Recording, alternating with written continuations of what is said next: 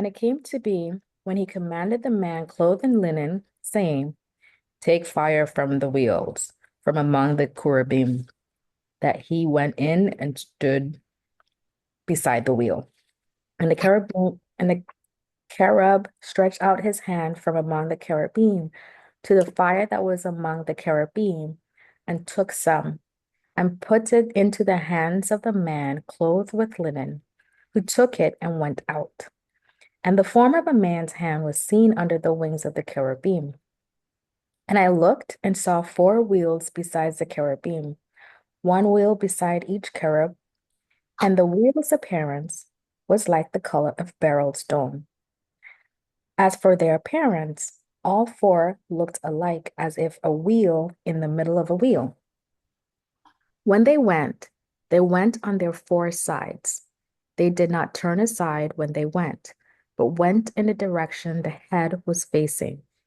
They did not turn aside when they went. And their bodies, and their backs, and their hands, and their wings, and the wheels that the 4 had were covered with eyes all around. The wheels were called in my hearing wheel. And each one had 4 faces.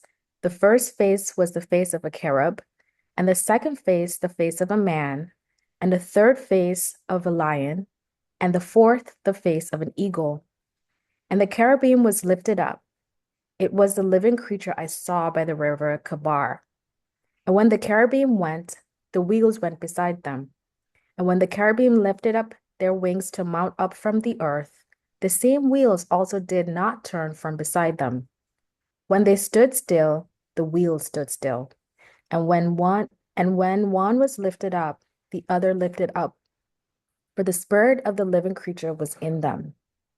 And the esteem of Yahuah went from the threshold of the house and stood over the cherubim. And the cherubim lifted their wings and rose from the earth from before my eyes. When they went out, the wheels went beside them. And it stood at the door of the east gate of the house of Yahuah. And the esteem of Elohim of Yashar'al was above them. It was the living creature I saw under the Elohim of Yashar'al by the river Kabar, and I knew they were cherubim. Each one had 4 faces, and each one 4 wings, and the likeness of the hands of a man under their wings. And the likeness of their faces were the same as the faces which I had seen by the river Kabar, their appearances and themselves. Each one went straight forward.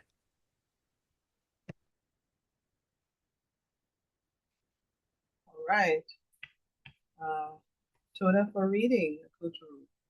All right. So, the fire and the cherubim. So in verses 6 to 8, we see where the cherubim are active. These beings, as we indicated earlier, symbolize divine protection and right ruling or judgment. Fire from the wheels, we would have spoken of the fire earlier, representing Yahuah's presence, representing right ruling or judgment, representing purifying or refining.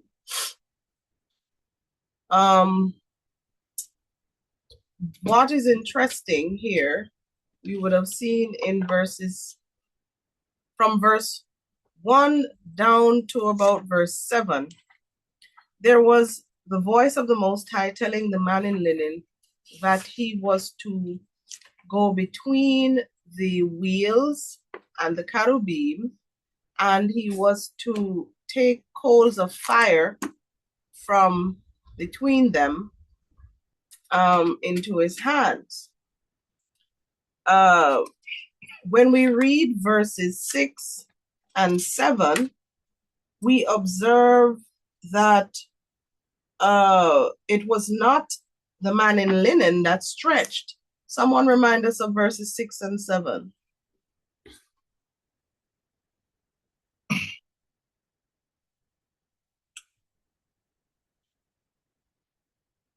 The cherub stretch?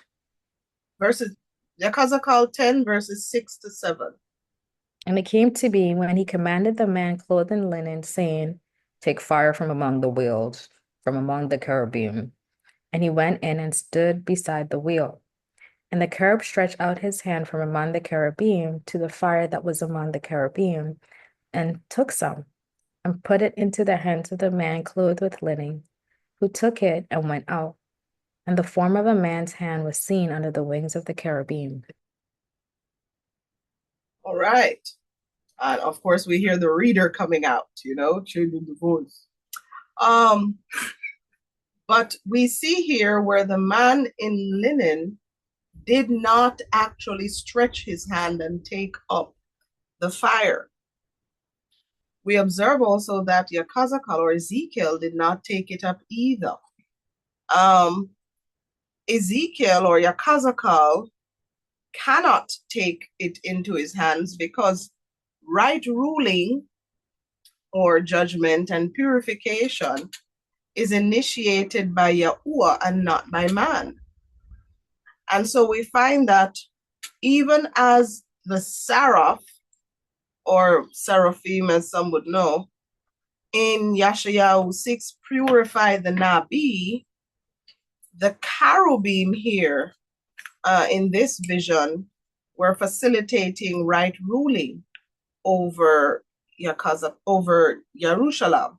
So Yachazaq'al was only witnessing and would later declare what he saw, but could not actively participate in this part of the vision because man could not, or flesh could not, intervene in Yahuah's right ruling. The emphasis is on Yahuah being the judge and not man, and that divine matters belong to Yahuah and not in the hands of man.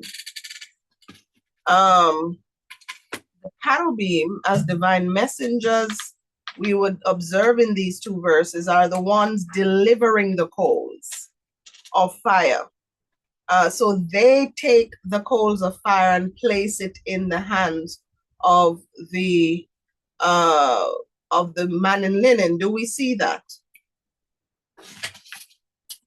God. So it tells us, and especially because the cherubim are close to Yahuah, they're the ones who guard Yahuah's presence. They're the ones who facilitate the movement of his presence. And so they would have already been exposed to the fire in its purest form, which means they were the only ones who were able to take up the fire, or take up take up right ruling and deliver it on Yahuah's behalf into the hands of the man of linen. We're told that the Nabi saw the hand that looked like a human hand coming from behind the wings, and we attempted to illustrate that on the presentation, or if you're looking at the screen there. So the cherubim, as guardians of Yahuah's presence, and those who would protect sacred spaces, their role here, similar to the story of Adam and Yahuah. Do we recall what was placed at the entrance of the garden when the man and the woman were sent out? Sure. Mm-hmm. If we look at chapter 3, verse 24, what being was placed at the gate, the garden of Adan, or what some people know as Eden, with a flaming sword? Cherubim? The cherub. So in essence, Imagine, if you may, this particular creature on your screen, this being on your screen, standing there with a flaming sword. I don't know about you, but I wouldn't approach that gate. I probably would be afraid to look at the gate if I were to encounter this particular being. But this is the same type of being that would have been placed there to guard the Garden of Adan or Eden. The man in linen who was performing the priestly duties is not to take the fire directly, but act as an intermediary who delivers the right ruling. So his function is tied to executing divine commands rather than interacting with the fire directly. Even though he is also Kadash, the transfer must occur through the cherubim, signifying Yahuah's established order, signifying that divine right ruling is mediated through Yahuah's order and not as we would want it to. So judgment doesn't fall the way we want it to, but it goes according to how the Most High ordains it. Similar to how Yahushua HaMashiach becomes the intermediary of the right ruling of the Most High in eschatological times. So even as man cannot take this into their hands, and the cherubim places it in the hand of the man or the messenger in linen, and the cherubim act as an intermediary, the same is true for Yahushua HaMashiach, who acts as an intermediary, who will carry out Yahuah's right ruling, or what some know as judgment, in the end times, as Yahuah would have him to do. Are you with me? So let's look at some cross-references to the fire and the cherubim.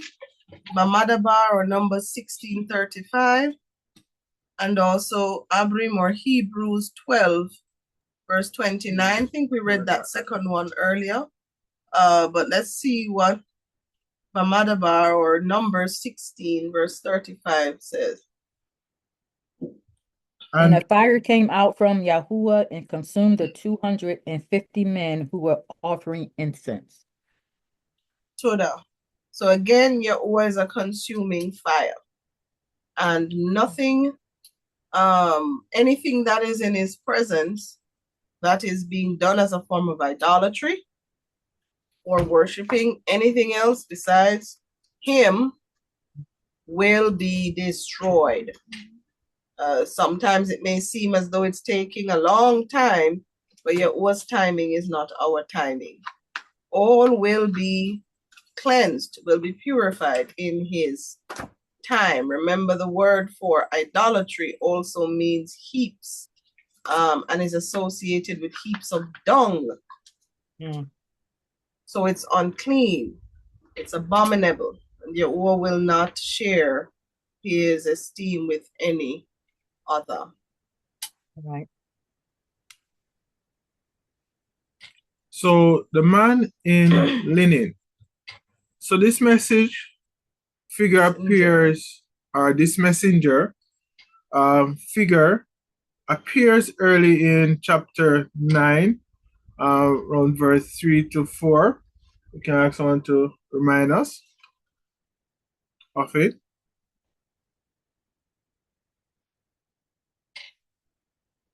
Same Ezekiel or Yakhazaq'al 9.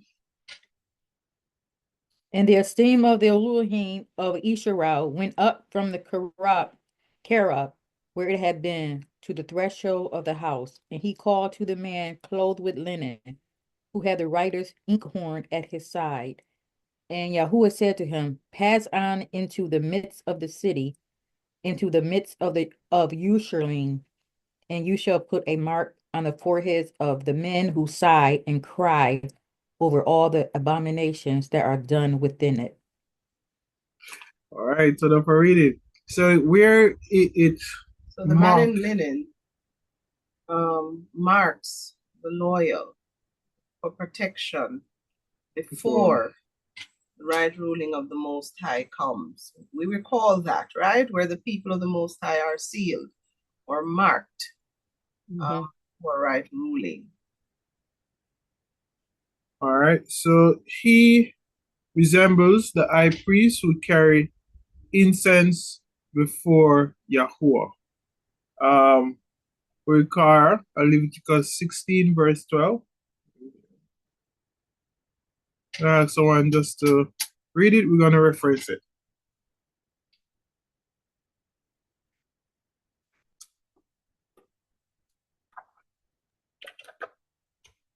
And it shall take a fire holder filled with burning coals of fire from the altar before Yahuah, with his hands filled with sweet incense beaten fine, and shall bring it inside the veil.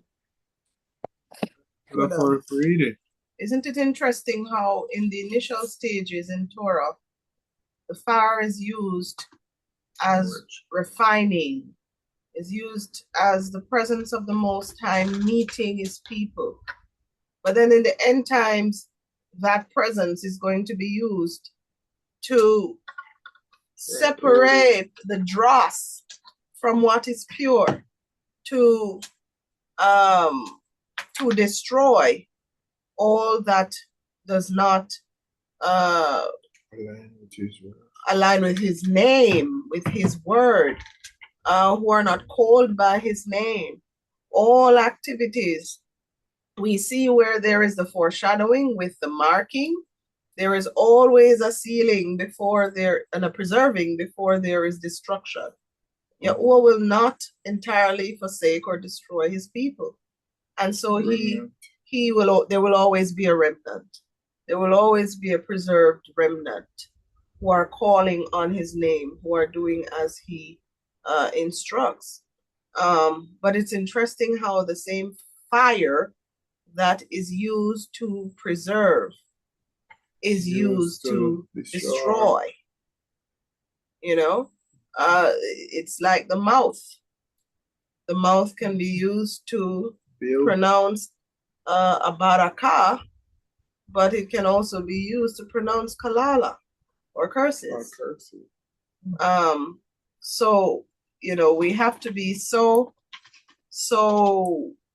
careful. We have to be so mindful of what we do, because the same fire that protects us can be used against us if we do that which the Most High is displeased with. All right, Carl.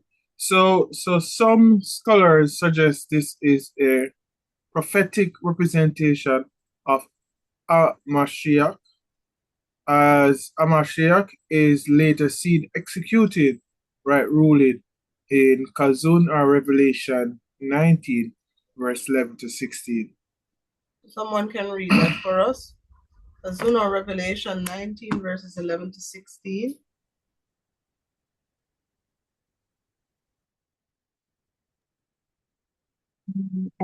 And I saw the Shamayim opened, and there was a white horse, and he who sat on him was called Trustworthy and True, and in righteousness he judges and fights.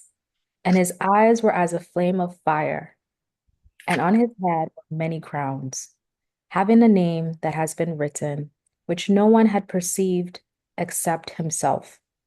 And having been dressed in a robe dipped in blood, and his name is called the Word of Yahuah. And the armies in the Shamayim, dressed in fine linen, white and cleaned, followed him on white horses. And out of his mouth goes a sharp sword, that with it he should smite the nations. And he shall shepherd them with the rod of iron. And he treads the winepress of the fierceness and wrath of El Shaddai. And on his robe and on his banner he has a name written, Sovereign of Sovereigns and Master of Masters. And I saw one. Oh, that's it. That's it. So the parade, that's it.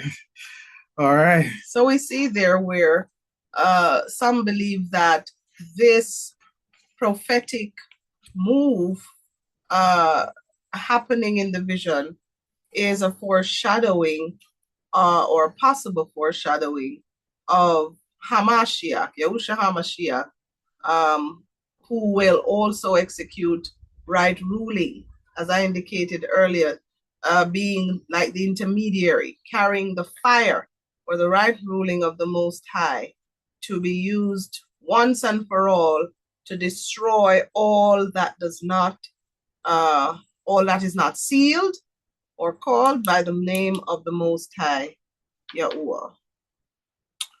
Yahuah. So the fire and right ruling on Jerusalem or Jerusalem. Jerusalem. So the fire from the wheels is taken and scattered over Jerusalem, symbolizing Yahuwah's impending right ruling. Fulfilled in 586 BC when Babylon destroyed the city. So fire in scripture often represents purification or destruction. So we're going to ask someone to read Malachi and Matthew, Yahuah 3, verse 11 to 12. Malachi is Malachi 3, verse 2. And who is able to bear the day of his coming? And who is able to stand when he appears? For he is like the fire of a refiner and like the soap of a launderer. Toda. And Yahuah 3.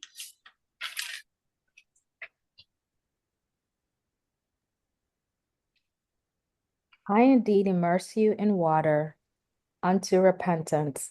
But he who is coming after me is mightier than I, whose sandals I am not worthy to bear. He shall immerse you in the Ruach HaKodesh and fire. His winnowing fork is in his hand, and he shall thoroughly cleanse his threshing floor and gather his wheat into the storehouse. But the chaff he shall burn with unquenchable fire. Toda. So the Ruach of the Most High Yahuah will immerse us in this fire. Will immerse us. So remember, the fire also represents his presence, his esteemed presence.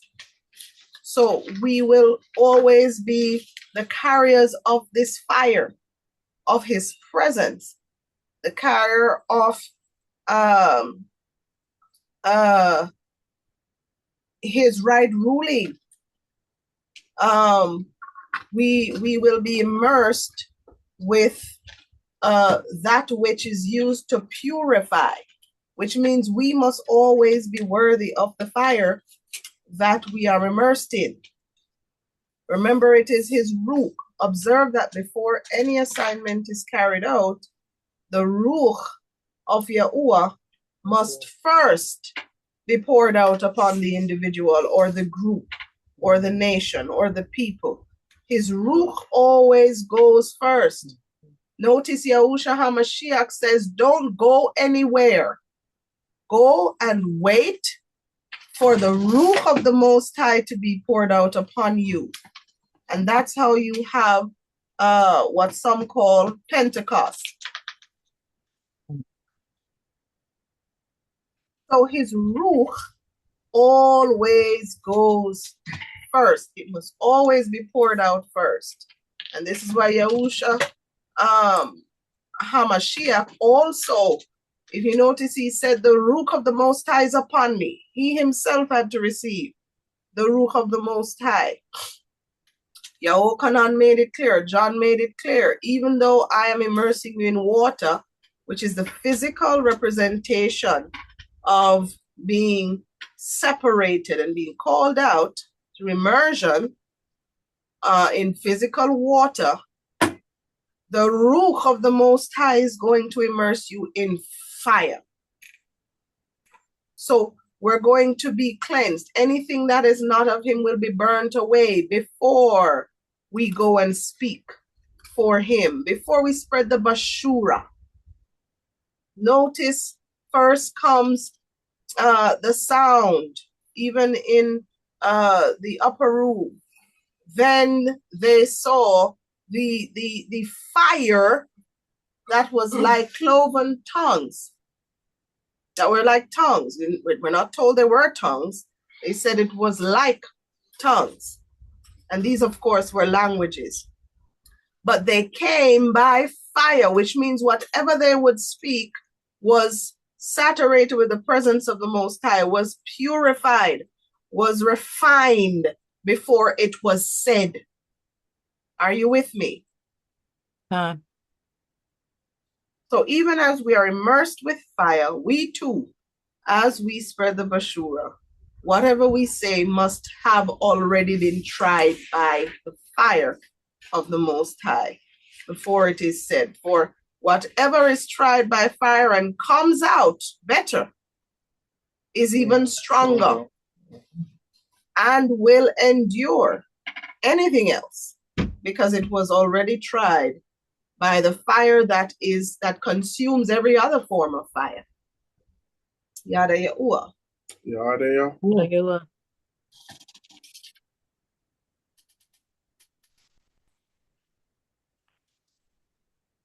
Eschatological implication. Someone can find Hazuna Revelation 8, verse 5. It's important to always have the scriptural witness. And the messenger took the censer and filled it with fire from the altar and threw it to the arats, or the earth. And there were noises and thunders and lightnings and an earthquake.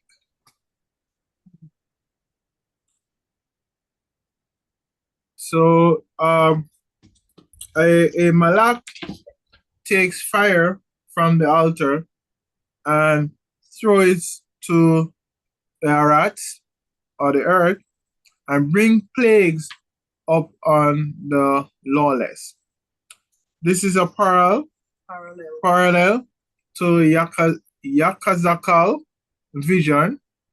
Yahuah judges crooked nation through divine fire in both the past and future. So he remains the same. He's the same yesterday, this yom, and tomorrow. He used fire to try, to destroy, to purify nations in the past, and he will do the same thing in times to come. The fire will be used to purify, to refine, to try, to separate that which is not wanted, the dross, the impurities, from that which is being refined, whether it is gold or silver, but the fire will be used to refine every work and to try every work and try everything that is said. So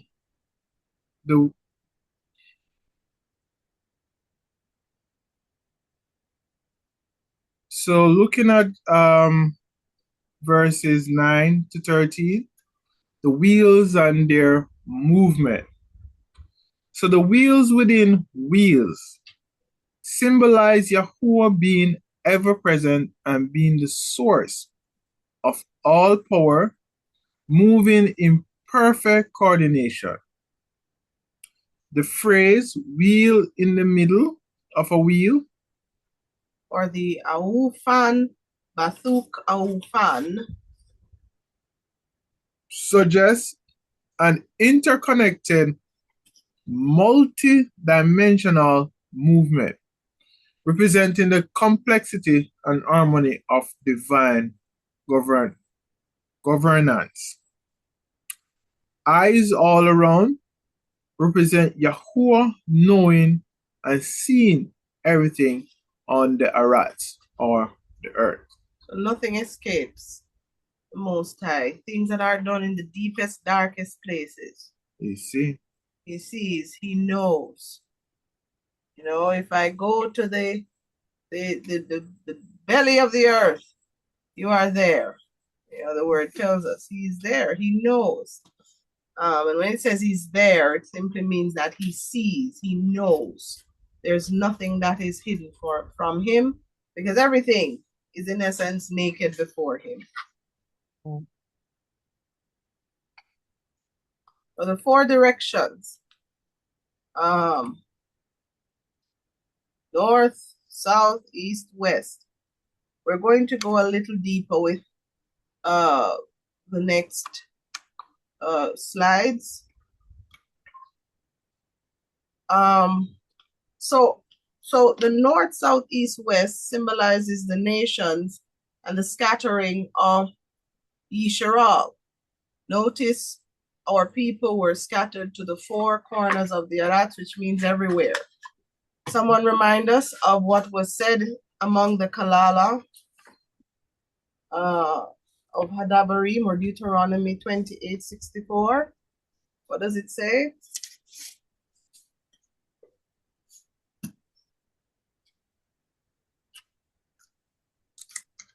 And Yahuah shall scatter you among all peoples, from one end of the earth to the other, and there you shall serve other mighty ones, which neither you nor your fathers have known, wood and stone. So remember, he says he will scatter our people among all the peoples.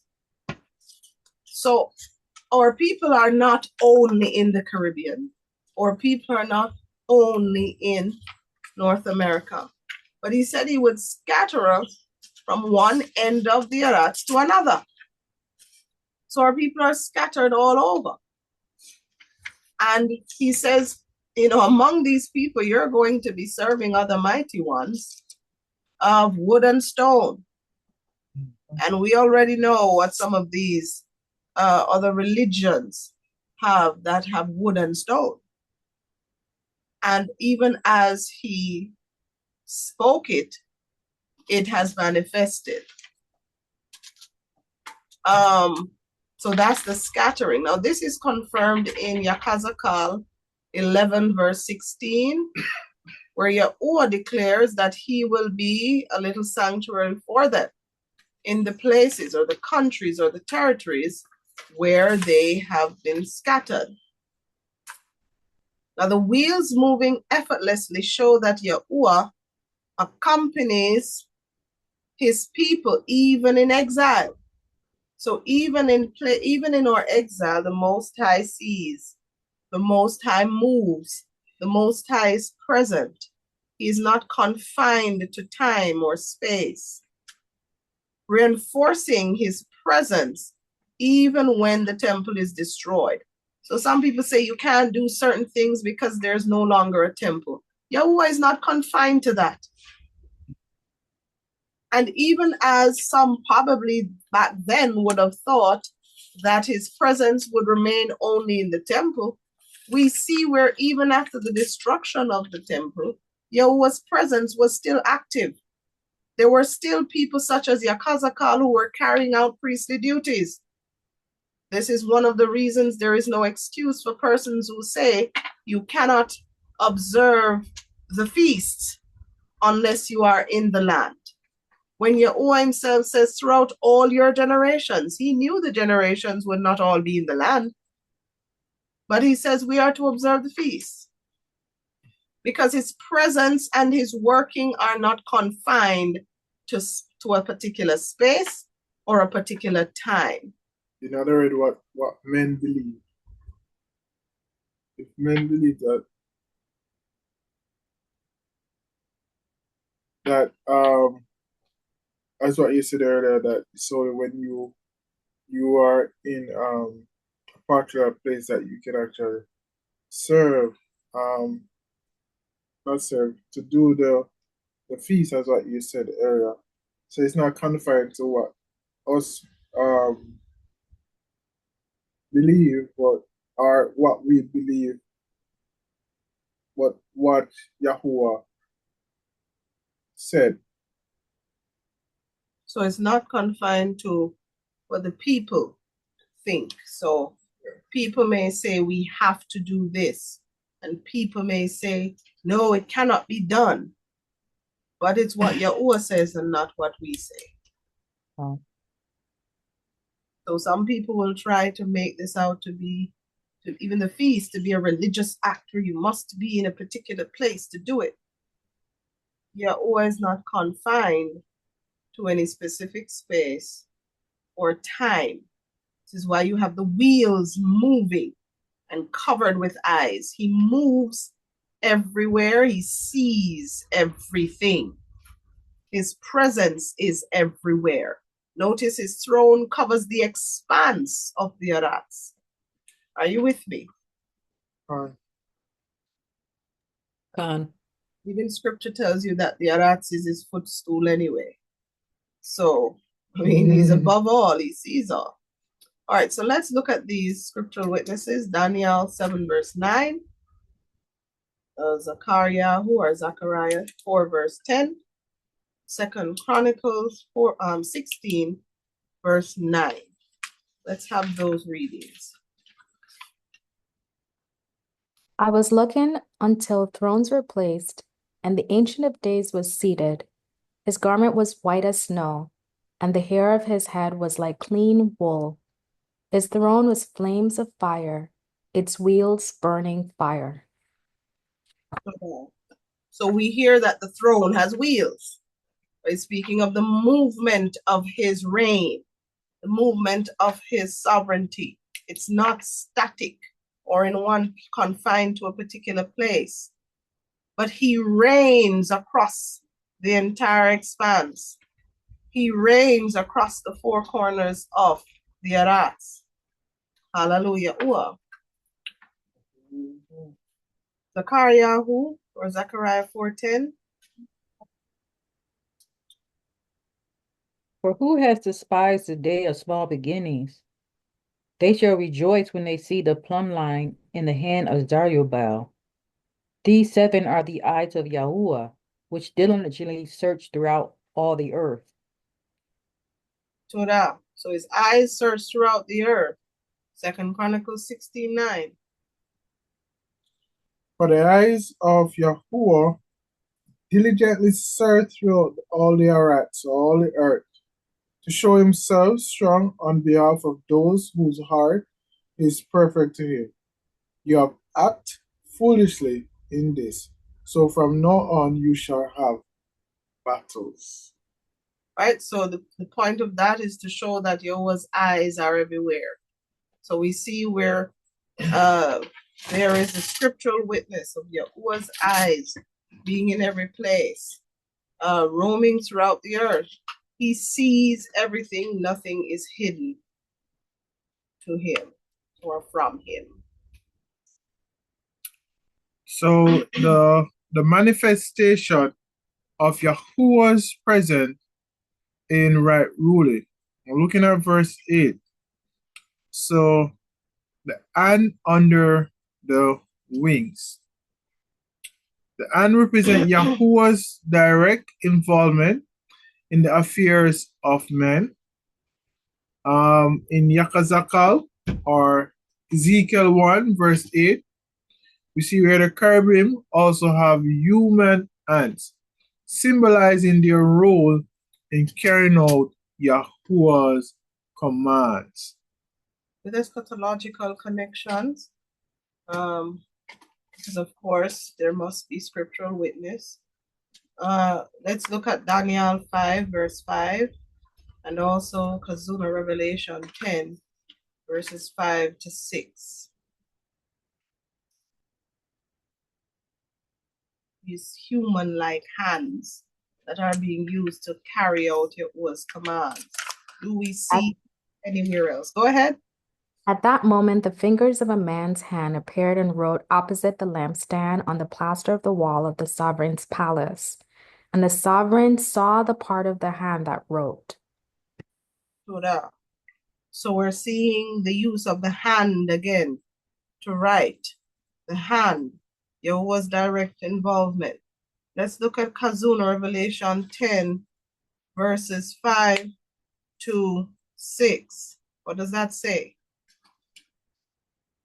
And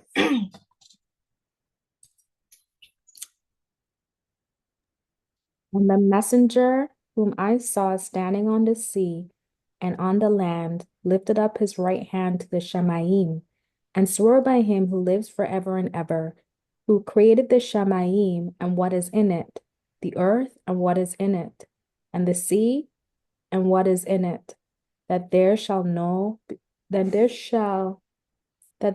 be no further delay. So a malak raises his hand. So the raising of the hand again, the use of the hand again, Yahuah's involvement, Yahuah's right ruling. The hand is lifted. So we see the hand writing, the hand lifted, the hand raised, the hand carrying, the hand placing, the hand taking. So the use of the hand, that imagery, shows that Yahuah is actively involved in right ruling, actively involved in provision, actively involved in the commands that he gives. He directs it to ensure that everything he commands goes according to the specificities of what he has said. So how he has said it, when he says it should be done. It's tantamount to the statutes, the how, the when, the where, the why, the who. So his commands must be carried out specifically, must be carried out with power and intention. So we see the use or the imagery of the hand throughout scripture, carrying out right ruling. Isn't that something scary? That looks scary. It is. I don't think I want to see that in my dream. I don't think I want to see it in real. I mean, even looking at it as the imagery right here looks scary. Yeah. Oh, yeah. Oh, wow. Someone remind us of what verses 14 to 15 say. And each one had 4 faces. The first face was the face of a cherub, and the second face the face of a man, and the third the face of a lion, and the fourth the face of an eagle. And the cherubim were lifted up. It was the living creature I saw by the river Kabar. So we see he explains, Yachazaq'al explains it's the same creature that he saw at the river Kabar, which is interesting because he expresses that in chapter 1, he saw ox, eagle, man, lion, and in this description, he doesn't say ox this time, but karu, man, lion, eagle. Could it be that the face is literally changed in the vision? Or maybe there's a different representation of something. Well, we will expound on possible implications of this change in description with the ox and the karu being interchanged here. But the karu represents divine guardianship. The man, or the face of the man, intelligence, rationality. The lion represents strength and sovereignty. The eagle, swiftness, transcendence. And we will also see where the eagle also represents judgment or right ruling. But similar imagery was seen in Kazun with Yahuah. What does Revelation or Kazun 4 verse 7 say?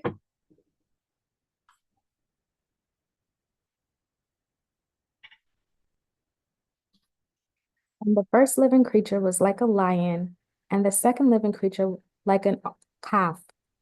And the third living creature had a face like a man, and the fourth living creature was like a flying eagle. Toda. So the same sort of imagery he saw in chapter 1 is and described in the vision is the same imagery described or similar imagery in Kazun. So it means when there's witness to it, similar to a courtroom. Notice for something to be proven, there has to be witnesses. Someone must have seen, heard, or experienced something, which means that we've proven it to be true. Are you with me? So the fact that these Nabi or these people of the Most High in the visions would have seen pretty much the same or similar beings means that they must really be there. They exist. They're true.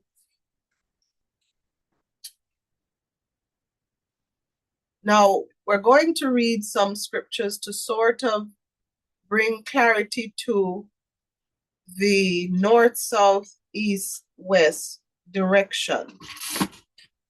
Let's get to Numbers chapter 2. I'm going to be reading a lot of scriptures here.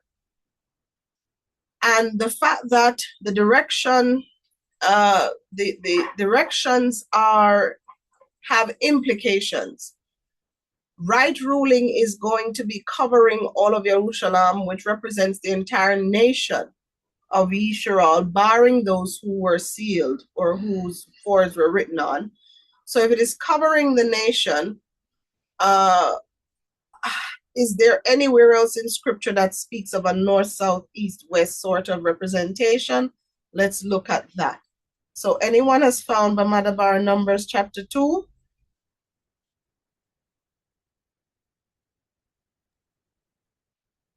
Con. All right.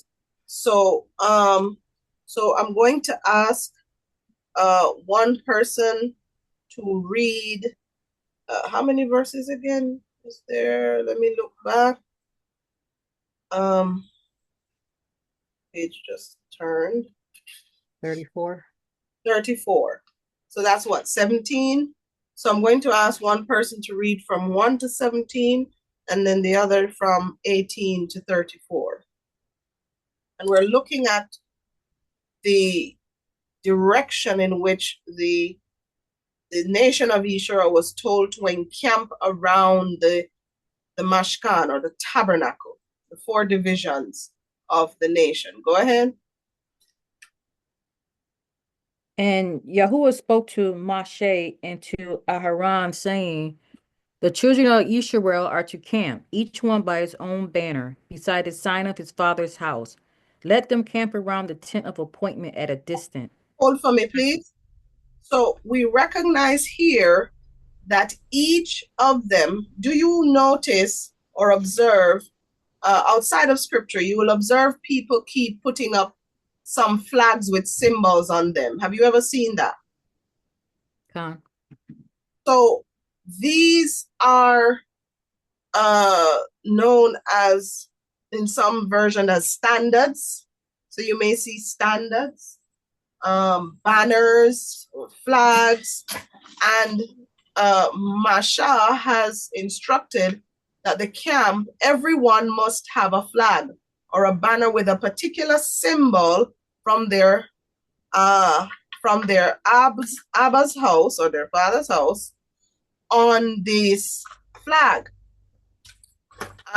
Of course, we're not going to see what all the flags represent in this chapter, but we will take a look at that in other chapters that we will reference. How did some of these or all of these symbols on the 12 tribes banners come about? Because it's important to know, where do people get these symbols from that we see them placing on flags For example, some people will place a lion on the flag and say this is Judah or Yehudah. Where does that come from? We may see someone else with maybe the symbol of a donkey on another flag. What does that represent? Where does that come from? Where does the idea of that come from? So let's look at the scriptures. So continue for me, please.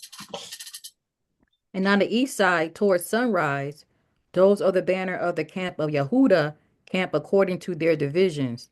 And the leader of the children of Yehudah, Nachshon, son of Amminadab, and this army with their registered ones, 74,600.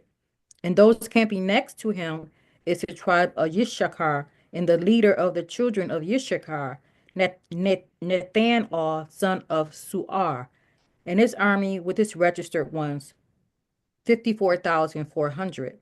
Then the tribe of Zebulun, and the leader of the children of Zebulun, Eliab, son of Halan, and his army with its registered ones, 57,400. All the registered ones of the camp of Yehudah, according to their divisions, 186,400. These depart first. Hold on. Mhm. So observe what side of the camp Yehudah was. What is the direction? East side? East. And they are to go out first, last, second, third, when? First. First. What direction does the presence of the Most High leave the temple? East side. What direction does he return according to 43? East side. So a lot having to do with Yehudah. Through which tribe does the scripture say Yahushua HaMashiach came? Yehudah. We're going to see another correlation as well with the symbolism and why he came through Yehudah. But observe, he came through Yehudah. Yehudah was camping east. The east gate is the one through which the presence of the Most High left. The east is when is where his presence shall return. That gate was also sealed. East, representing Yehudah, having a lot to do with the departure and return. Notice the southern kingdom was Yehudah and Benjamin. Northern kingdom would have been the other 10 tribes. But the east gate, east, having to do with Yehudah, the return having to do with Yehudah. Do we see this? Right, continue with the southern. And of course, each of the directions of the camp has 3 tribes there. We will observe too that the tribe of Louis or the Levites, they are not in a particular direction. I believe they will be in the center of the camp, but let's continue. On the south side, the banner of the camp of Reuben, according to their divisions, and the leader of the children of Reuben, Elisur, son of Shadayar, and his army with its registered ones, 46,500. And those who camped next to him, the tribe of Shimon, and the tribe of the children of Shimon, Shelumiah, son of Surshadai, and his army with their registered ones, 59,300. Sorry, Then what verse are you now? I think I lost it on my end. 13. 13. Okay, continue. Thank you. Toda. Okay, 14. Then the tribe of Gad, and the leader of the children of Gad, Ali Asaph, son of Rual, and his army with their registered ones, 45,650. All the registered ones of the camp of Reuben, according to their divisions, 151,450. And they are the second to depart. Toda. In the tent of appointment, the camp of the Lewites shall move out in the middle of the camps as they camp. So they move out, everyone in his place by their banners. Hold on for me, please. I want you to also bear in mind the direction and the directions of the faces on your screen. So you notice the lion would be in an easterly direction. We're talking about the southern direction now. And that southern camp is to be led by, where is the verse? Where's the verse? Was it verse? Reuben 10. Reuben. And you see a man's face to the south. So you see the lion there, the man's face to the south. Make notes of those, because when we go into what was used to describe each of the tribes and their symbols, you'll see some of these symbols coming out. All right. So the lion to the east, the man's face to the south. Lion out. So the lion goes out first. Then we're told the southern camp or camps go out second. Continue. On the west side, the banner of the camp of Ephraim, according to the divisions, and the leader of the children of Ephraim, Elishama, son of Ammihud, and his armies with their registered ones, 40,500. And next to him, the tribe of Manasseh, and the leader of the children of Manasseh, Gileal, son of Pedashur, and their army with their registered ones, 32,200. Then the tribe of Benjamin, and the leader of the children of Benjamin, Abidan, son of Gedoni, and his army with their registered ones, 35,400. All the registered ones of the camp of Ephraim, according to their divisions, 108,100. And they are the third to depart. On the north side, the banner of the camp of Dan, according to their divisions, and the leader of the children of Dan, Ahiezer, son of Ammishaddai, and their army with the registered ones, 62,700. And those who camped next to him, the tribe of Asher, and the leader of the children of Asher, Pagiel, son of Akron, and his army with their registered ones, 41,500. Then the tribe of Naphtali, and the leader of the children of Naphtali, Ahira, son of Enan, and his army with their registered ones, 53,400. All the registered ones of the camp of Dan, 157,500. They depart last with their banners. These were the registered ones of the children of Yashar'al by their father's house, all who were registered according to their divisions of camps, 603,550. But the Lewites were not registered among the children of Yashar'al, as Yahuah commanded Moshe. And the children of Yashar'al did according to all that Yahuah commanded Moshe, for they camped by their banners, and so they departed, each one by his clan, according to the fathers' houses. So we see the directions there, and we're told that every house or every bayit had a banner. And we see there where the Lewites would not have been counted amongst those who were in the directional formation, but they were in the center, which means they would have been replaced by Yosef's sons, Ephraim and Manasseh. Are we seeing that? Interestingly, though, and this is me going ahead of myself, but when we get to Kazun, one of these tribes is not named, but replaced. And that's the tribe of Dan. But we'll get into that a little more as we continue.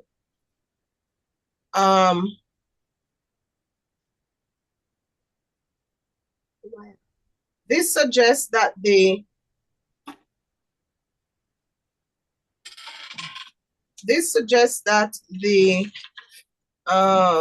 heavenly pattern of Yisrael's earthly camp was a possible sign that Yahuah's order extends from Shamayim to Aratz. We're seeing where Yahuah would have extended over the entire nation, all tribes, north, south, east, west. Notice this was around the tabernacle, which would have had the presence of the Most High.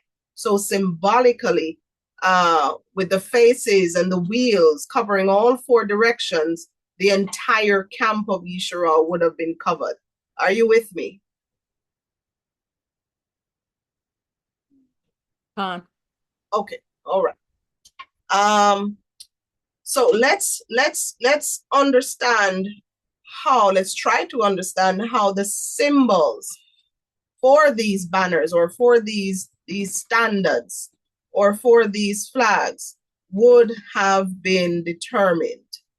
Let's first go into the book of beginnings, Barashit or Genesis 49, reading from verse 1 to 28. Then someone else will read Hadabarim 33, verses 1 to 29 with Mashah's Barakim. But let's start first with Yaakov's Barakim upon each of his Banim or his sons.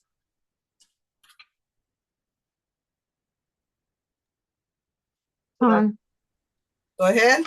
Yaakov called his sons and said, "Gather together, so that I declare to you what is to befall you in the last days. Gather together and hear, you sons of Yaakov, and listen to Yashar'al your father. Reuben, you are my firstborn, my power, and the beginning of my strength, the excellency of exaltation and the excellency of power. Unstable as the waters, you do not excel, because you went up to your father's bed, then you defiled it. He went up to my couch." Pause. So we see here the first representation. I just love it when Ruth reads. The description of Reuben. There are two descriptions given here. Do we recall the two descriptions? Firstborn and what? Firstborn and Waters? waters. So we will recognize that on the banner of this tribe, there may have either been or one or both of these representations, maybe the face of a man or the face of water on their banner, based on their Abba's or their father's description of what they represent, who they are, based on his Barakim. Are you seeing this? Mm-hmm. And this also gives us an idea why the south side, with the face of the man, would also have Reuben, who was by camp leading the camp on the south side of the tabernacle as well. So the imagery of or the symbol of a man or water or both may well have been on the banner of this tribe because of what his Abba would have said to him. Let's continue. Shimon and Louis are brothers. Their weapons are implements of violence. Let my being not enter their council. Let my esteem not be united to their assembly, because they slew a man in their displeasure, and they lamed an ox in pleasure. Cursed be their displeasure, for it is fierce, and their wrath, for it is cruel. I divide them in Yaakov and scatter them in Yashar'al. Pause. So they're using weapons. So it's possible that Shimon, possible that his banner may have had some sort of weapon, maybe a sword or some other weapon on his banner. Are you with me? Continue. You, Yehudah, your brothers praise you. Your hand is on the neck of your enemies. Your father's children bow down before you. Yehudah is a lion's cub. For the prey you have gone up, my son. He bowed down, he crouched like a lion, and like a lion, who rouses him? The scepter shall not turn aside from Yahudah, nor a lawgiver from between his feet, until Shiloh comes, and to him is the obedience of peoples. Pause. So we see here the mention of the lion with Yahudah. Are you seeing that? And also a scepter, which symbolizes royalty or sovereignty or a reign. So it's saying the scepter shall not depart from Yahudah. Yahudah is like the lion's cub, is like, and he crouches like a lion. The scepter shall not be removed from between his feet.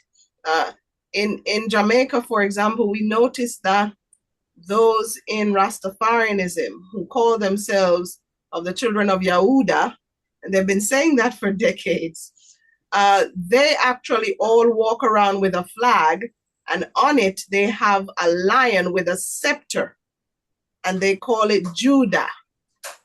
You know, it's interesting.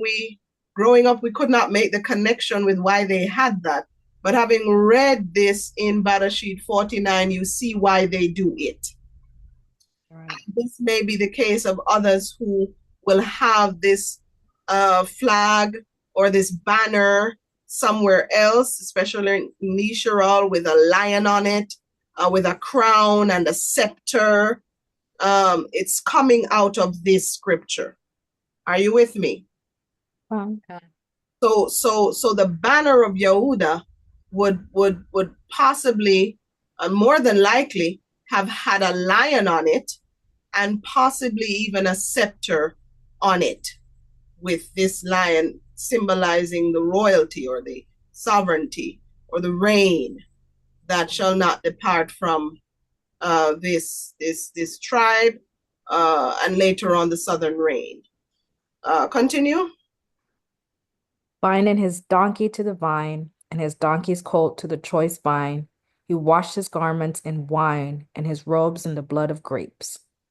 His eyes are darker than wine, and his teeth whiter than milk. Zebulun dwells at the seashore. Zebulun dwells at the seashore. He is a haven for the ships, and his border is unto Zidon. Hold on. Pause. So it's possible that Zebulun, the symbol may have been a ship that is possibly near a seashore. That tongue twister.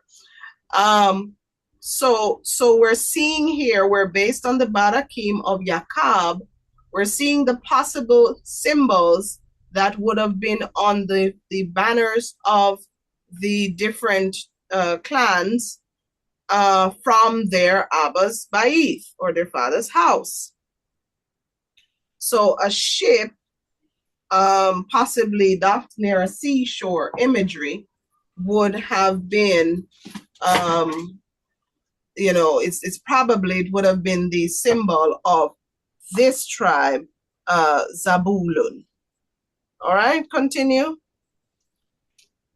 Yisachar is a strong donkey lying down between two burdens.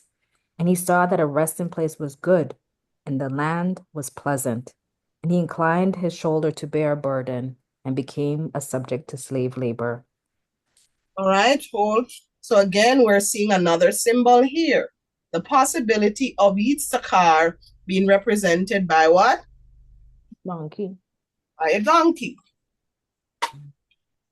according to his father's Barakim. So it is possible that that is the symbol that would have been present on that banner. Continue. Dan rightly rules his people as one of the tribes of Yashar'al. Dan is a serpent by the way, an adder by the path that bites the horse's heels so that its rider falls backward. I have waited for the deliverance, O Yahuah. All right, pause.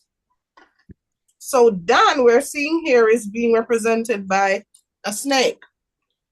So a snake may have been on that banner, but it is associated with the eagle on the imagery of the cherubim by virtue of the direction being north, because his camp was northerly, as well as the fact that Dan, we will see as we read the scriptures, is said to initially have executed some sort of judgment or right ruling, which is also something that the eagle represents. So the serpent would have more than likely been the imagery on his banner, but by virtue of the direction of the camp and the assignment as a tribe that would have been executing some sort of right ruling or judgment, it is associated with the eagle. But again, later Dan falls short and is removed or cut off, and we will discuss that as we proceed. Continue. Gad, a raiding band, raids him, but he raids its heel. Bread from Asher is rich, and he gives delicacies of a sovereign. Pause. Now, So we're seeing some of them are not very clear, but based on the description, we have an idea. So we see something about bread being mentioned.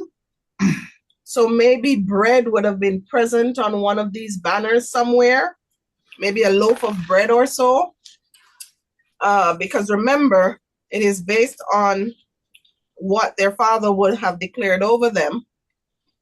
And of course, we will see some of that coming out when Masha is also pronouncing a barakah over them. Let's continue. Naphtali is a dare, let loose. He gives words of eloquence. All right, so we see a deer coming out there. Continue.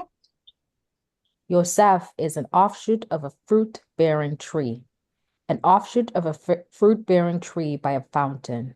His branches run over a wall. Pause. I'm going to let you continue, but we see here another imagery or symbol of a fruit-bearing tree. So maybe a tree bearing fruits or olives or something prosperous in the form of a tree may have been a symbol on this banner. Continue. And the archers have bitterly grieved him, shot at him, and hated him. But his bow remained in strength, and the arms of his hands were made strong by the hands of the mighty one of Yaakov. For there is the shepherd, the stone of Yashar'al, from the El of your father who helps you, and by El Shaddai who barak you with Barakoth of the Shamayim above, Barakoth of the deep that lies beneath, Barakoth of the breasts and of the womb. The Barakoth of your father have excelled the Barakoth of your ancestors up to the limit of the everlasting hills. They are on the head of Yosef, and on the crown of the head of him who has separated from his brothers. Benjamin is a wolf that tears. In the morning he eats prey, and at night he divides the spoil. Pause. So we see another imagery coming out here. A wolf.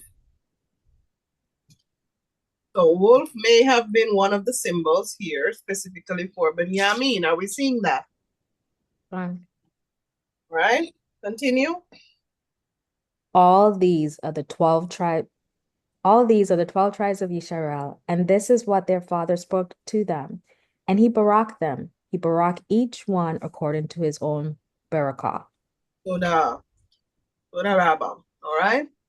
So this records, as we just saw, Yaakov's barakim to his banim, which included, as we proved, animal imagery, some plant imagery. We saw bread, we saw ships. And these metaphors are believed to have influenced the tribal symbols on their banners.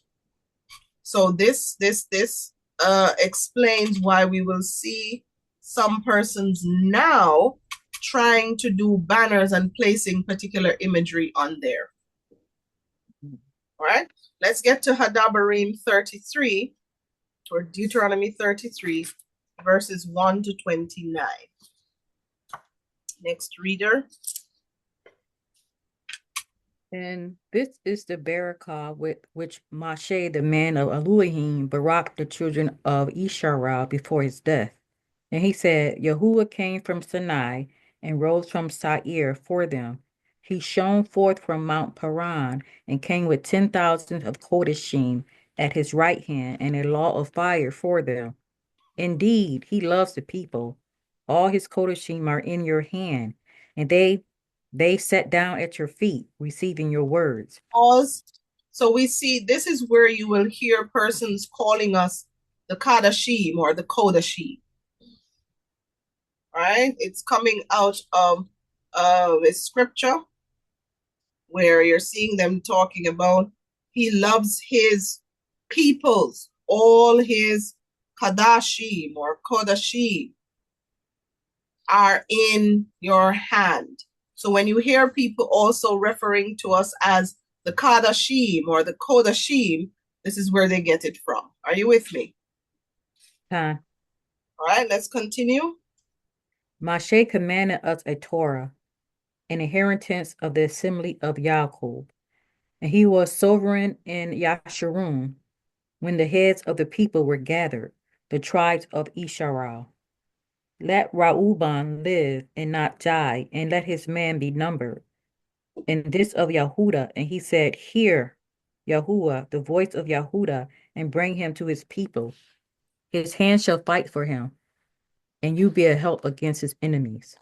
And of Louis, he said, Your Tumen and your Urim belong to your kind one, whom you tried at Massa, with whom you contended at the waters of Meribah, who said of his father and mother, I have not seen them. And he did not acknowledge his brothers or know his own children, for they have guarded your word and watch over your covenant. They teach your right rulings to Yaakov, and your Torah to Yashar'al. They put incense before you and a complete burnt offering on your altar. O Yahuah, barak his strength and accept the work of his hands. Strike through the loins of those who rise against him and of those who hate that they rise no more. Of Benjamin, he said, Oh, pause. Sorry.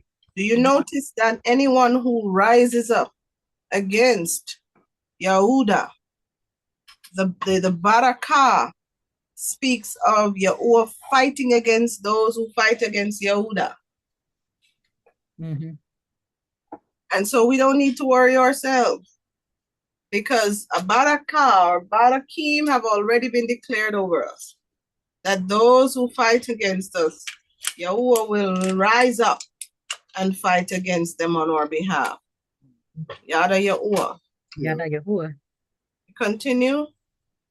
Of Benjamin, he said, let the beloved of Yahuah dwell in safety by him, shielding him all the day as he dwells between his shoulders. Pause.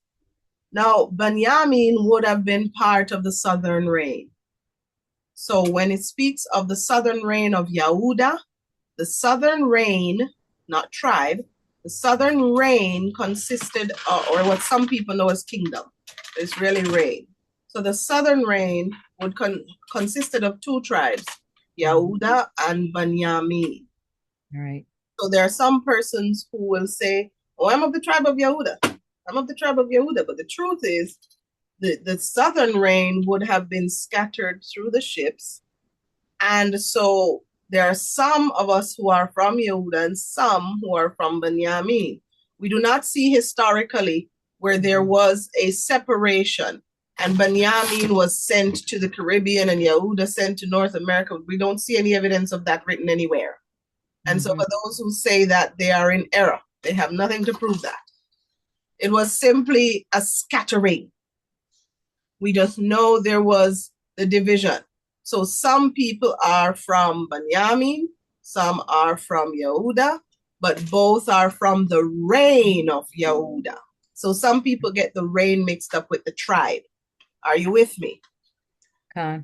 But even so, the barakah over Benjamin is that Benjamin is a beloved of Yahuah and will dwell in safety and will be shielded by Yahuah. Are we seeing that? So Con. as part of the reign of Yehudah, those who would be of that tribe would still be protected, would still be shielded, would still be guarded by Yahuah, even though it's no walkover tribe, because we heard from his Abba,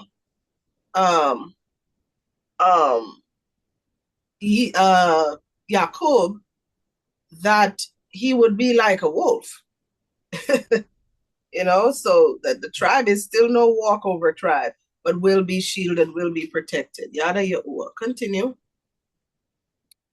And of Yusaf, he said, Baruch of Yahuah is his land, with the choicest from the Shamayim, with the dew and the deep lying beneath, with the choice fruits of the sun, with the choice yield of the months, with the Pause. finest.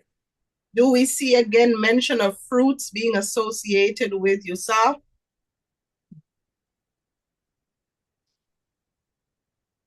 In the first reading, we of the fruits of the tree, beautiful, prospering fruits of the tree, which would possibly have been the symbol for Yusaf. And we're seeing here again mention of choice fruits. Again, are we seeing that? Con. All right, continue. With the choice fruits of the sun, with the choice yield of the months, with the finest of the ancient mountains, with the choicest of the everlasting hills, with the choicest of the earth and all that fills it, and the good pleasure of him who dwelt in the bush.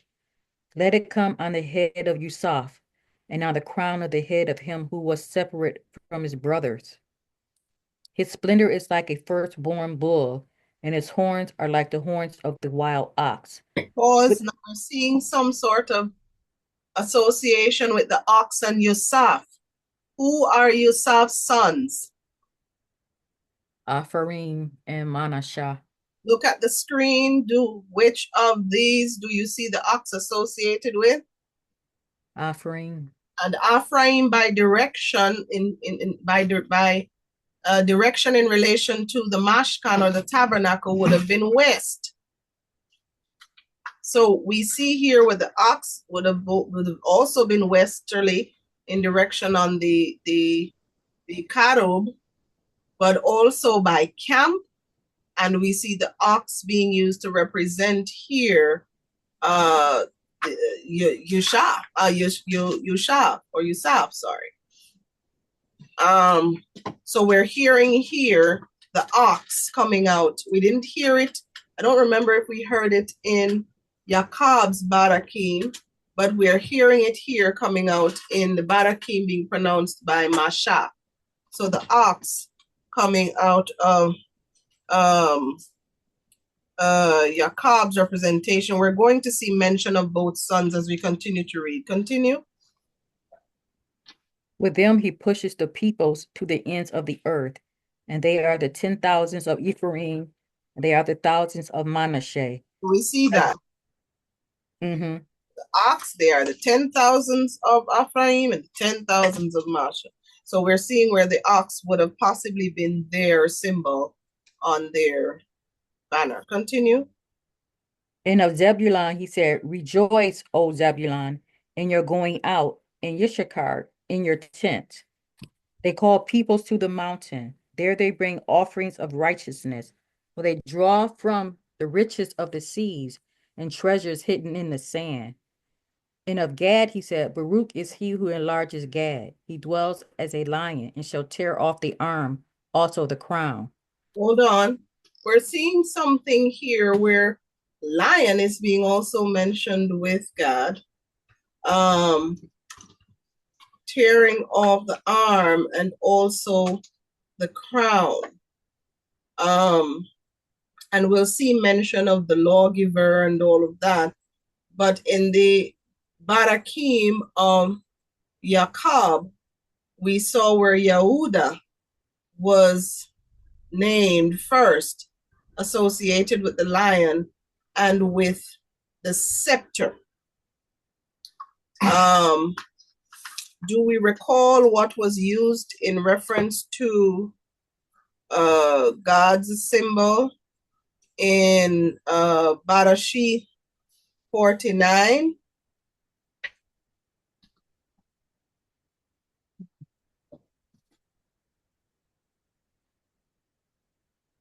It's hard to remember because God, right? Raiding bands. Raiding bands. So he was not necessarily given a symbol originally, but then we're hearing where he was somehow going to be very great at fighting. So raiding bands, raids his heel. And here we're seeing where he's tearing off the arm, tearing off the crown. So he's very instrumental in tearing down certain reigns. Very instrumental. He's a warrior. Continue with verse 21. I think it's where you are. And he chose the best for himself, for there the portion of the lawgiver was hidden, and he came with the heads of the people. The righteousness of Yahuah he did, and his right rulings with Yashar'al. Pause. So it's possible that there was somehow a lion, but of a different depiction associated with God as well, because we're hearing where there is some sort of fighting and tearing taking place. So it's possible that the symbol here was either the symbol of a warrior, so that the lion symbol doesn't get mixed up, or maybe a lion with a different depiction of the lion. Are you with me?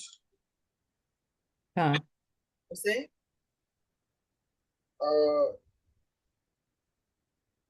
Just picture the word lion and the weapon when they maybe like combine them together, or it doesn't specify a weapon. It only speaks of his actions.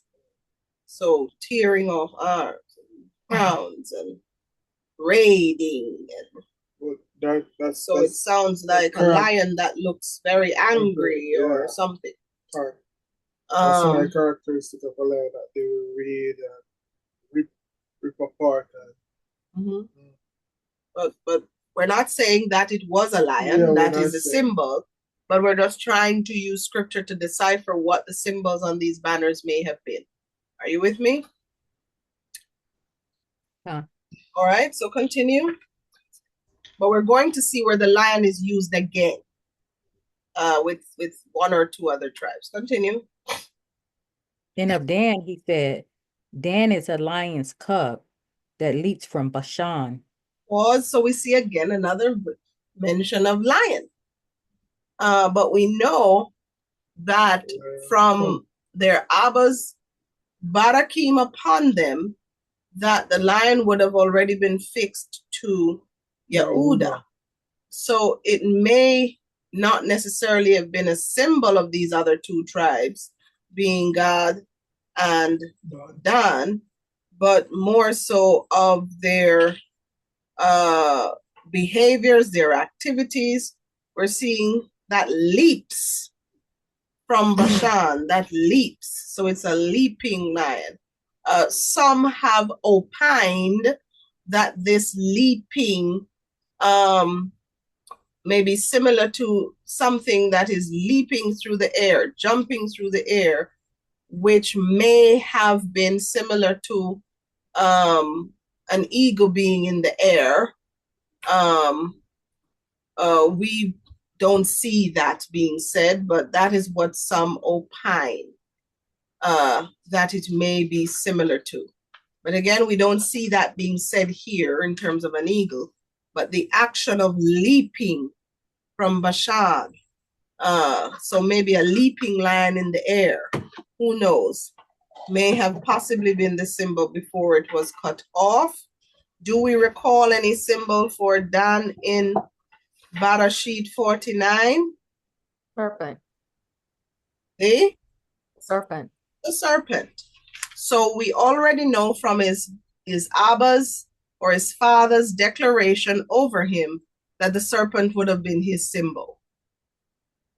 So this leaping from Bashan has some other form of symbolism. But we do know that Dan was cut off from the tribes at some point, which we will see as we go through other scriptures. As we recognize in Kazun, the 12 tribes listed in Revelation or in Kazun does not include the tribe of Dan. Right, continue. And of Naphtali, he said, O Naphtali, satisfied with pleasure and filled with the barakah of Yahuah, possess the west and the south. And of Asher, he said, Asher is most Baruch of sons. Let him be accepted by his brothers and dip his foot in oil. Your sandals are iron and bronze, and your strength as your days. O Yeshurun, there is no one like Al, riding the Shamaim to help you, and on the clouds in his excellency. The Elohim of old is a refuge, and beneath our everlasting arms. And he drives out the enemy from before you, and says, Destroy. Thus Yashar'al dwells in safety. The fountain of Yaakov alone, in the land of grain and new wine. His Shamaim also drop down dew. Baruch are you, O Yashar'al, who is like you, a people saved by Yahuah, the shield of your help, and he who is the sword of your excellency. And your enemies are subdued for you, and you tread down their high places. Toda Rabbah. Reading. So we're seeing we have identified these 4 directions. We've also identified these 4 symbols of the 4 leading tribes, Yehuda, Reuben, Ephraim, and Dan here. We saw the lion coming out in Barashit 49. We saw Reuben being called the firstborn. We saw Ephraim through Yusuf being associated with the ox, and Dan, of course, was associated with the serpent, but by the directions and additional duties, right, ruling or judgment, north, south, east, west, in relation to the tabernacle, they are also associated with the imagery of the faces of the cherub and those directions. So some tribal symbols were mentioned here. The ox and the lion cub we saw coming out in Mashah's Barakim, but the ox would have been the one we didn't see in Yaakov's Barakim over his Banim. But this gives a clearer idea, or should give a clearer idea of where persons get these symbols from that you see on different tribal banners. In different social spaces, you may see people posting these banners. And if it ever crossed your mind, or even for those listening to the recording, where do they get these symbols from? These are the primary scriptures from which those would have been taken. All right, so we continue. So we saw already through the reading that Yaakov would have pronounced Barakim upon his 12 Banim, which would have become the tribal symbols of, in Abrith or Hebrew, what is called the Dagal. And these are the banners. In some translations, you may see standards. So when it says Yahuah lifts a standard, it's a banner. When the enemy rises up, Yahuah will lift up a standard. These standards, Dagalim, banners, flags, would have been used to identify them. So it's a form of identity and showing where they belong and to whom they belong. So when the enemy rises up as like a flood, and Yahuah will raise up the Dagal, the banner or the standard, is showing to whom we belong. Are you with me? Con. Being here? Okay, great. All right, so we sort of discussed all of this earlier. That is on this slide. Let me continue. And we discussed this as well, but just making the relation. So it suggests that the tribal banners and Yakhazaq'al's vision were connected somehow, showing a heavenly representation of Yashar'al's camp.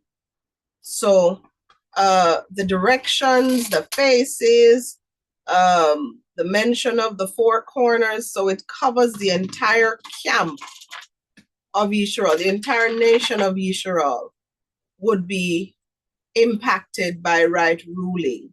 Though there are those who from the nation were sealed, there are others who would have been from all these different tribes who would have experienced right ruling. And irrespective of where we've been scattered, Yahuah will seal his people in the scattering and will also execute right ruling in the scattering. Are you with me?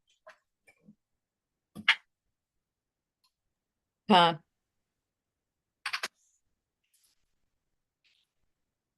All right, much has been said. So we're going to take another break. How long is the break? We take a 10 minutes break, and we will be back in 10 minutes. Okay.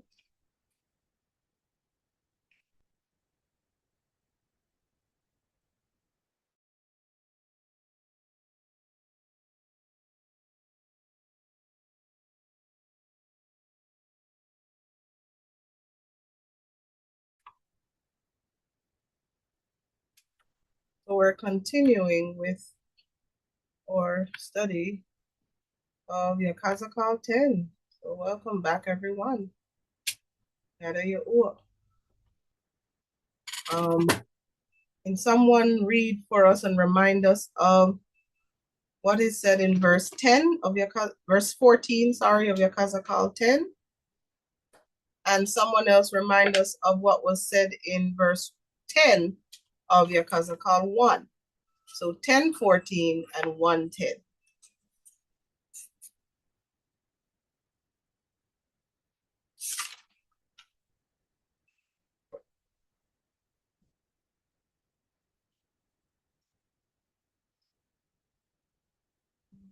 Then 14. And each one had 4 faces. The first face was the face of a cherub, and the second face the face of a man, and the third the face of a lion, and the fourth the face of an eagle. Toda. And 1:10.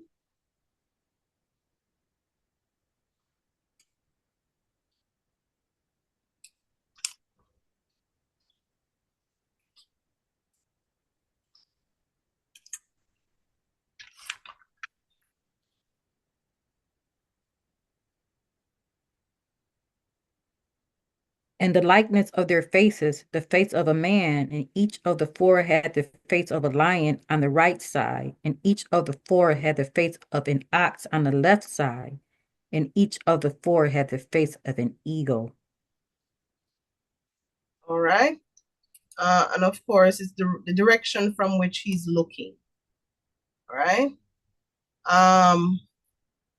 So we're going to attempt to explain what the change in the faces of the cherub versus the ox may have represented using scriptural references.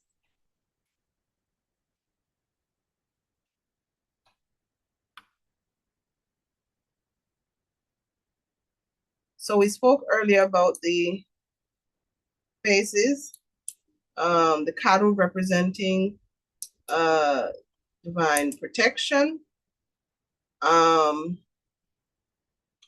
right ruling. We also spoke of the man representing intelligence, rule, or human, The lion representing sovereignty, authority, as we see in various scriptures.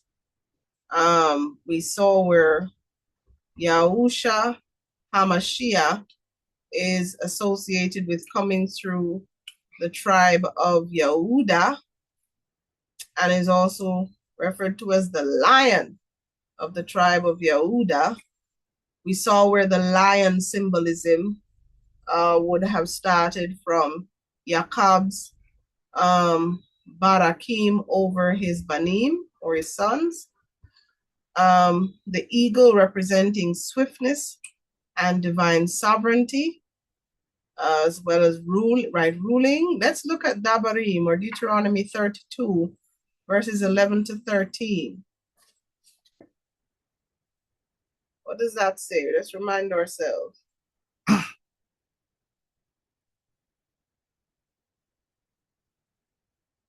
Deuteronomy 32, 11 to 13.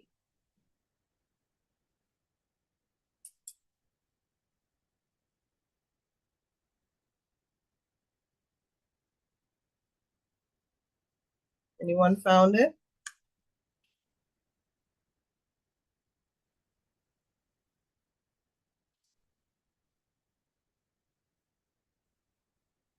Let me read it since I found it. As an eagle stirs up its nest, flutters over its young, spreading out its wings, taking them up, bearing them on its wings. Yahuah alone led him, and there was no strange mighty one with him. He made him ride in the heights of the Arats, and he ate the fruit of the fields, and he made him to draw honey from the rock, and oil from the flinty rock. So we see mention of the eagle there. Yahuah lifting his people in the heights of the earth. Right? So we looked earlier at the different faces, but just to remind ourselves of the symbolism. The bull or the ox, or we would have seen calf in Kazun, would symbolize earthly strength. We know in ancient times, oxen, and even now in some territories, oxen would have been used for hard labor, things that required much strength, especially in farming or in pulling heavy, what do you call those? Where you carry different things to different places. They would pull these heavy chariots. No, it's not chariots. Cargo. If you're pulling, let's say cargo. It's not cargo, but let's just use that word. So you're pulling things from farms or pulling things, lumber and so on. These animals would have been used in servitude to people to plow up lands, to pull heavy cargo, or things that were extremely heavy. We see where they also represented sacrifice. Let's look at Dabarim 25, verse 4, and someone else can look at Mashalim, or Proverbs 14, verse 4.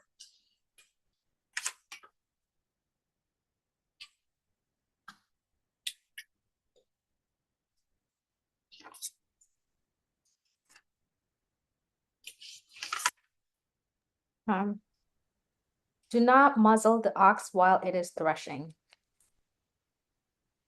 So we see the ox used for threshing or pulling. We know while horses would have been muzzled, we're seeing here it's saying, do not muzzle the ox while it is threshing. This is Torah, and yet we see it again appearing even in the renewed covenant, in reference to someone who is carrying out the work of the Most High. And, whilst they are laboring, it's important for them to receive of their labor. So again, this is another scripture used again in renewed covenant, throughout the renewed covenant, or what some people call the New Testament.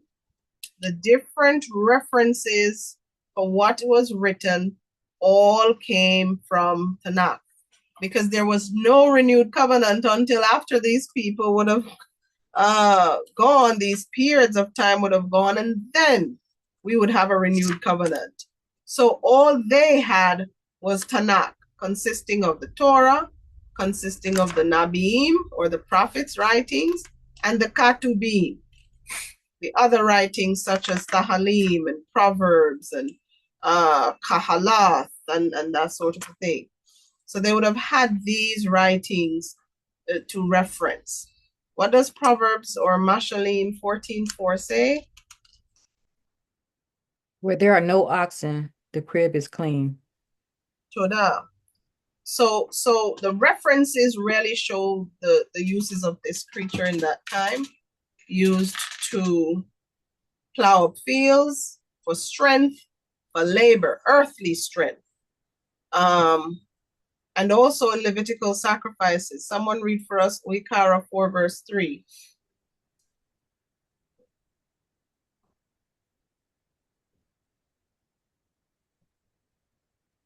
If the anointed Kohen sins, bringing guilt on the people, then he shall bring to Yahuah for his sin, which he has sinned, a young bull, a perfect one, as a sin offering. So we see the crime offering, or the offering for some sort of atoning, would have included the sacrifice of a bull. We're going to see other representations of the bull which may have influenced the change in the vision from bull to karub. But let's continue. So the karub, on the other hand, would not have represented earthly strength or earthly labor, but divine government and service of the Shamayim. So the cherubim seen would have been those guarding the throne of Yahuah that we read of in verses 1 and 2 of the current chapter 10. They protect Kadash places, such as one we read in Barashit or Genesis 3:24, or carrying the divine chariot, which we saw in chapter 1 of Ezekiel, or Yakhazaq'al. The change from bull to karub may have represented a shift from earthly power and sacrifice to divine governance and protection. Are you with me?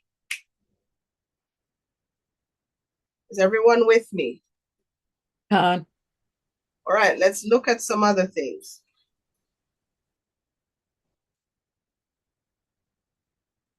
A reflection of the order of the Shamayim.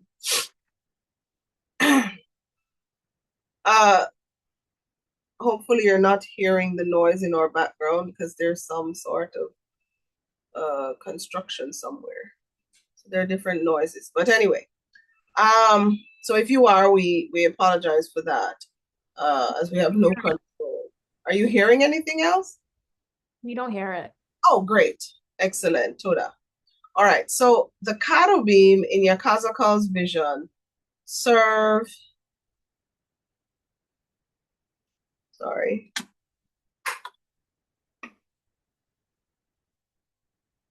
I have to remind myself I'm still recovering, so I had to take a drink of water and a breather. So the cherubim in Yakhazaq'al's vision serve as the carriers of Yahuah's throne, symbolizing divine order and government. The change from earthly bull to a divine cherub may reflect a shift in focus away from the physical strength and physical governance and the physical way in which things are done to a spiritual role, or the spiritual or divine administration. So away from earthly things to things of the Shamayim, or heavenly things.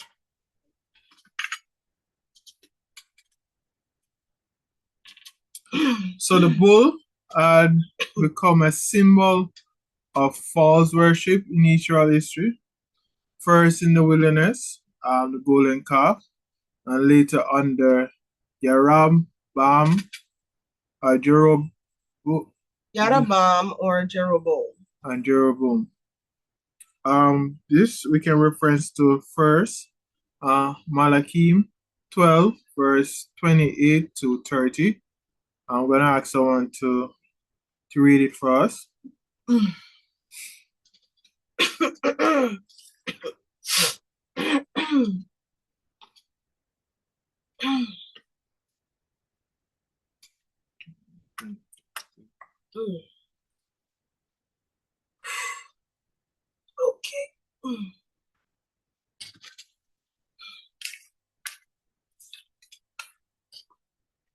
So I'm going to read it. So the sovereign took counsel and made 2 calves of gold and said to the people, "It is too much for you to go up to Jerusalem.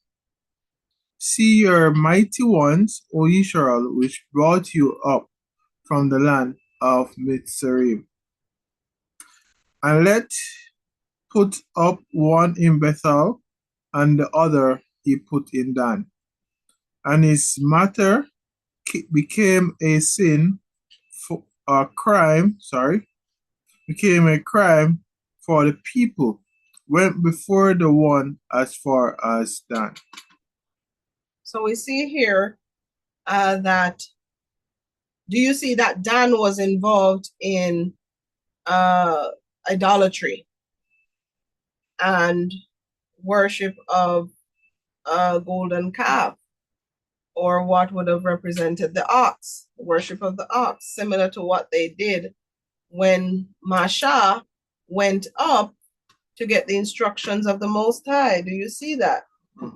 And so they would have been cut off because they would have gone against the Most High by deliberately positioning a golden calf for which they were already punished. You think they would learn? And how many died? And they went ahead and did it again. Yahuah repeatedly condemned this idolatry, stating that Yashar'al had corrupted themselves. Let's look at Shamu 32, verses 7 to 8.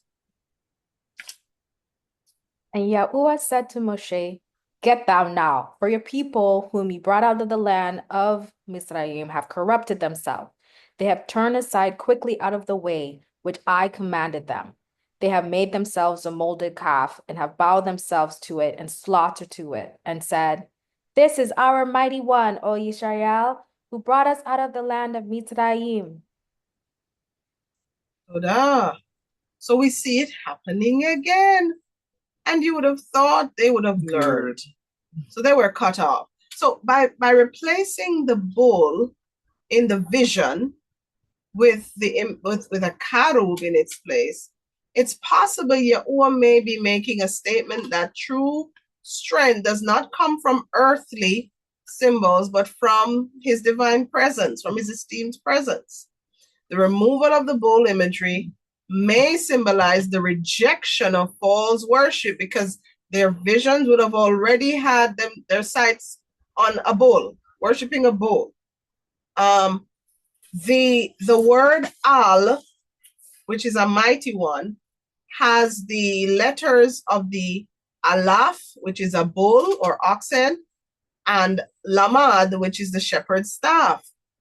Across various nations, al would have been prevalent and is a word everyone is familiar with, because from the pictographics, the bull seen as strength, along with the staff showing leadership.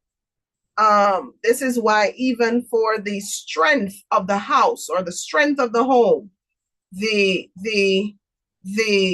strength of the home would be the ab, the alaf, and the bait, which is the father. Are you with me? The mighty leader, mighty one, is referred to as al. And so you find that a lot of the words, the Shemitic words, and I notice I say Shemitic because there are different forms of the Shemitic languages from different geographic regions. So it's not only the Paleo that we know. There are other Shemitic languages that would have also adopted the term Al. But we will observe Al is present in even a number of the names of different people too. You have Dani, Al. Al was replaced with the incorrect translation, El, which is the name of a mighty one, by the way. And so this is why we don't say El anything, but Al. This is why we say Alaim instead of what we all used to know, Elohim. Are you with me? Done. All right. So it is possible that by replacing this imagery, removing the bull image and placing the karub, it may be symbolic of Yahuah's rejection of false worship and a restoration of divine truth. So from this earthly focus and worship to worshiping Him who is divine. With the commands also. Mm-hmm. So verses 16 and 17, the wheels and the rook. So the rook in the wheels represent the unity of Yahuah's will and action, as the rook of Yahuah directs all movements. So we're gonna cross-reference. We're gonna read Tahal 139, verse 7. Gonna ask someone to read it for us. Where would I go from your ruah? Where would I flee from your face? Because you can't go anywhere. yeah, He's everywhere. he's everywhere. Yada Yahuah. Yada Yahuah. So the final departure of Yahuah's esteemed presence. So looking at the splendor of Yahuah leaving the temple, looking at verse 18 to 19. Gonna ask someone to remind us of those verses.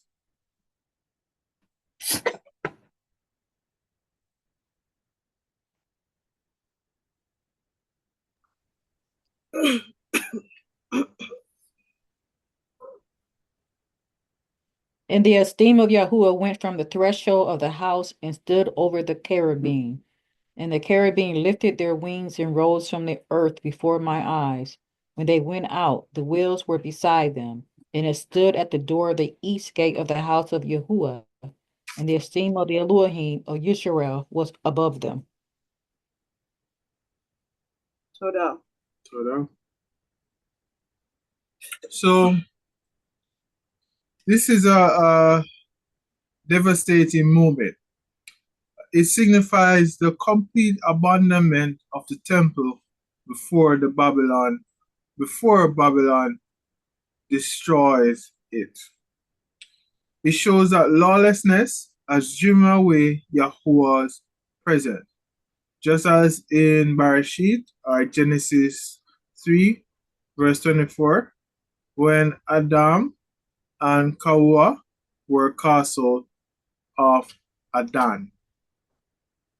And we think we read that earlier. All right, so this is the same splendor that once filled the temple in First Malachi, chapter 8, verse 10 to 11, now leaving. I'm going to ask someone just to read it for us.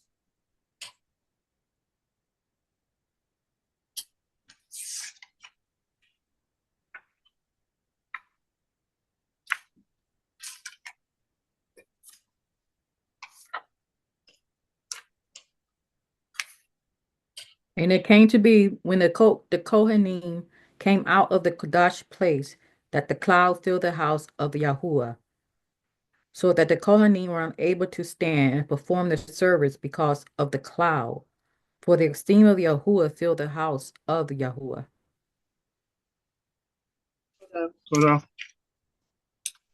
So the east gate, the prophetic significance. The splendor leaves through the east gate, the same gate through which it will return in the millennial reign. And we looked at this chapter earlier, Yachazaq'al 43, verse 1 to 4.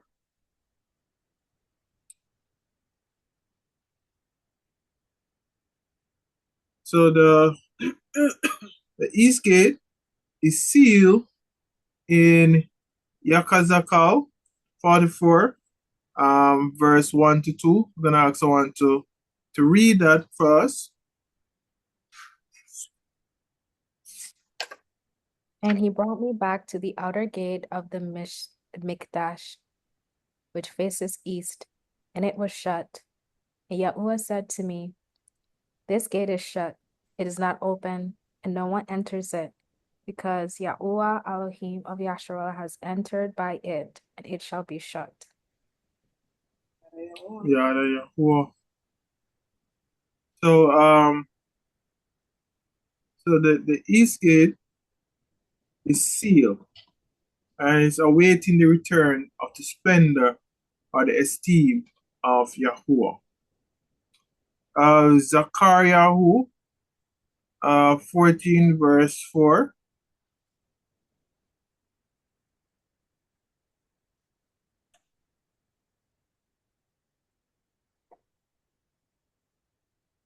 And in that day his feet shall stand upon the mountain of olives, which faces Jerusalem on the east. And the Mount of Olives shall be split in two, from east to west, a very great valley. And half of the mountain shall move toward the north, and half of it toward the south. Enough for read it. So Yahuah will descend on the Mount of Olives, which is east of the temple, signaling his final return. So eschatological connections. Let's try to make some connection here. Yakhazaq'al, Revelation or Chazun 21, verses 22 to 23. Someone can read that for us, please. And I saw no Mishkan in it, for Yahuah al Shaddai is its Mishkan and the Lamb. And the city had no need of the sun, nor of the moon, to shine in it, for the esteem of Elohim lightened it, and the Lamb is its lamp. Uda. So the new Jerusalem or Yerushalayim no longer needs the temple because Yahuah himself, his presence will be our temple. And so his presence will be permanently among his people.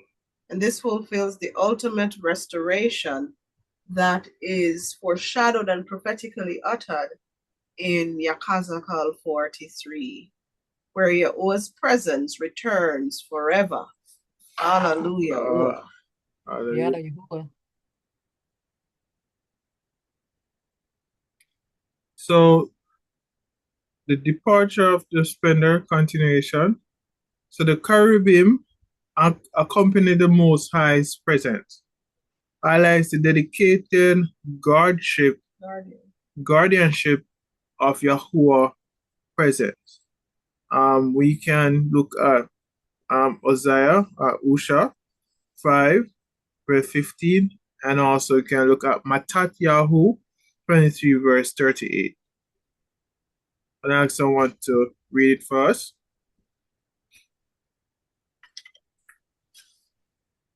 I shall go, I shall return to my place until they confess their guilt and seek my face. In their distress, diligently search for me. To the for reading. So Yahuah withdraw his presence in response to the crookedness. Mattatyahu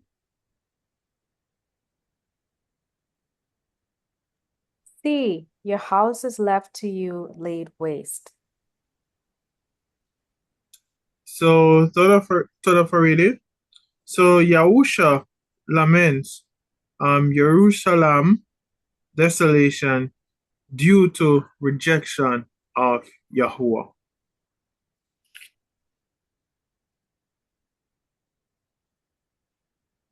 All right, looking at these final verses, could someone just remind us of these final verses, verses 20 to 22?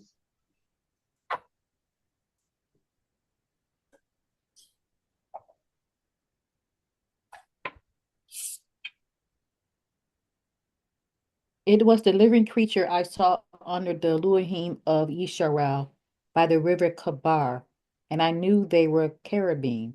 Each one had 4 faces, and each one 4 wings, and the likeness of the hands of a man was under their wings. And the likeness of their faces was the same as the faces which I had seen by the river Kabar. Their appearances in themselves, each one went straight forward. All right, thought of remind us of those verses. So the living creatures, the cherubim. So Yakhazaq'al connects this vision with his earlier one that he saw in chapter 1 that we mentioned several times during this presentation. The Kabar River reaffirms Yahuah's sovereignty over Israel even in exile. We're reminding ourselves of the vision. We would have read chapter 1, but for the purpose of someone who may not have been part of the original presentations, we encourage you to watch our presentation on chapter 1, where the initial vision of the cherubim and Yahuah's throne was described. And of course, Yakhazaq'al here is confirming or making the correlation with what he saw in the vision in chapter 1 and the vision here being described. Again, we would have read Hazun 5 with the description of the preachers again with the beings that were described, the cherubim. And we see the lamb is surrounded by the living creatures, symbolizing divine presence and worship. Yahuah. So the identity of the living creatures. Looking at verse 20.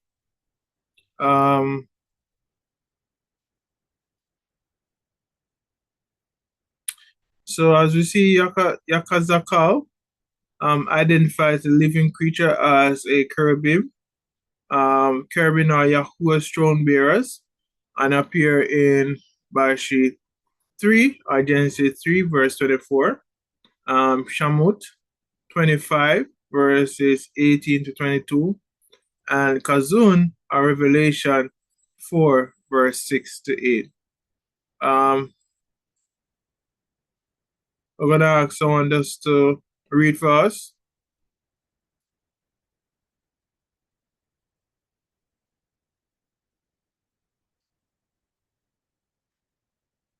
Which one? The Kazun for verse 6 to 8.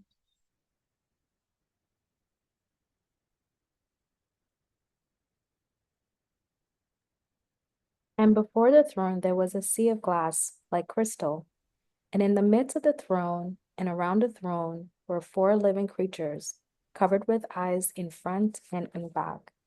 And the first living creature was like a lion, and the second living creature like a calf, and the third living creature had a face like a man, and the fourth living creature was like a flying eagle. And the 4 living creatures, each having 6 wings, were covered with eyes around and within, and they do not cease day or night, saying, Kodesh, Kodesh, Kodesh, Yahuah al Shaddai, who was and who is coming. Sort of for reading. So they are instrument of divine ruling and presence. And of course, you know, we make eschatological connections. We would have read Chazun just now with the 4 creatures seen. Similarly, in Yachazaq'al's vision, we see where in Yachazaq'al's vision, these 4 beings accompanied by 4 wheels and fire, with eyes all over the cherubim, eyes all over the wheels. In Daniel, we're told these wheels move the throne of the Most High. So it's like the heavenly chariot. It's like the chariot of the Shamayim. Sort of gives the imagery of a chariot, carrying the presence of the Most High.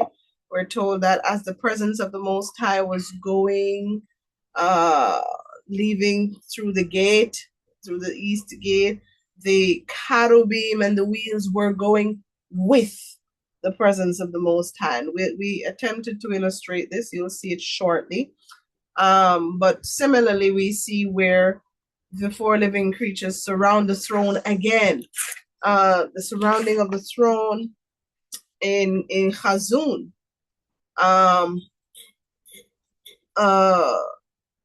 which is a parallel to Yakhazaq'al's vision, signifying Yahuah's eternal ruling.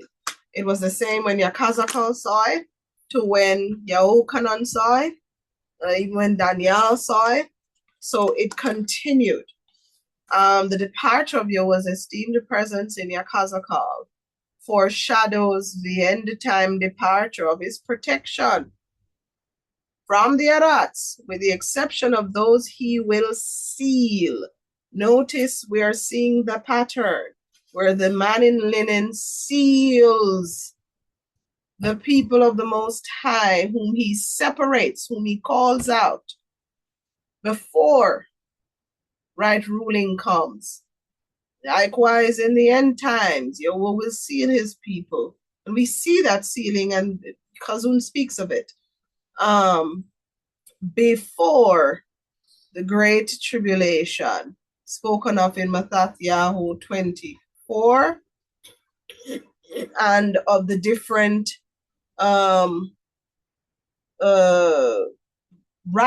categories of right ruling, the seals, trumpets, and bowls described in Chazun. Someone remind us of Matthew 24:21.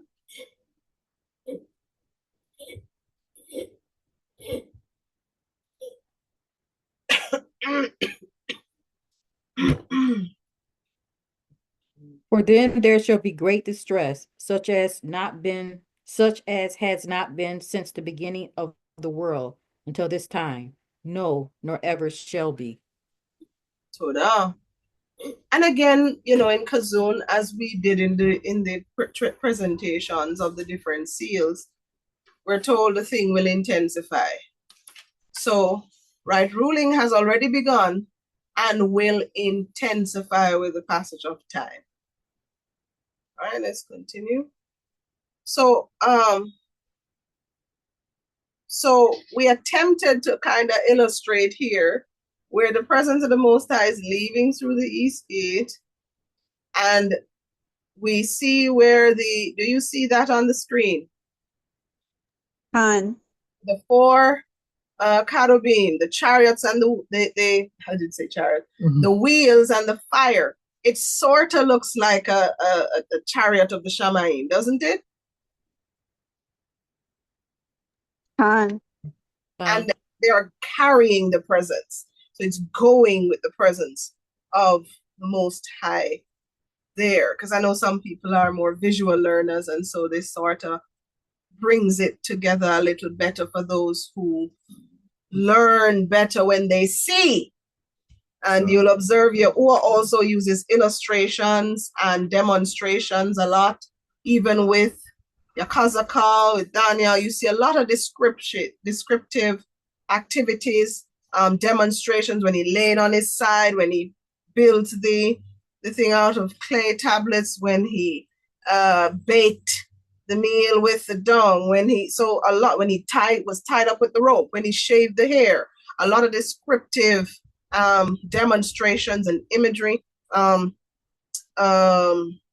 with the description of the dagalim or the banners and the symbols, a lot of imagery, even in Kazun. Detailed descriptions are given because we receive is the clearer it becomes. And so those details are what we use to try to create or illustrate this imagery here as possibly what it looked like as the presence of the Most High is leaving, and these creatures are leaving below the presence of the Most High, carrying the kabod, or the weight of the esteemed presence of the Most High, as he goes. So the cherubim do not turn when they move. This reflects divine precision and obedience to Yahuah's will. Through Hebrew thought or Abrit thought, the righteous or the Tzadiki moves. Or you can say the Kodashi, the Kadashi. Or Kadashi. Move straight forward without wavering. We can look at Proverbs or Marshalim 4, verse 25 to 27. I'm going to ask someone to read that for us.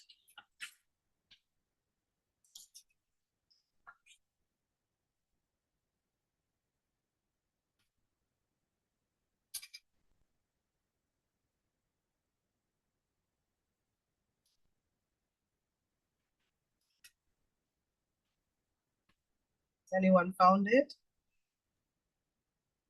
Go ahead.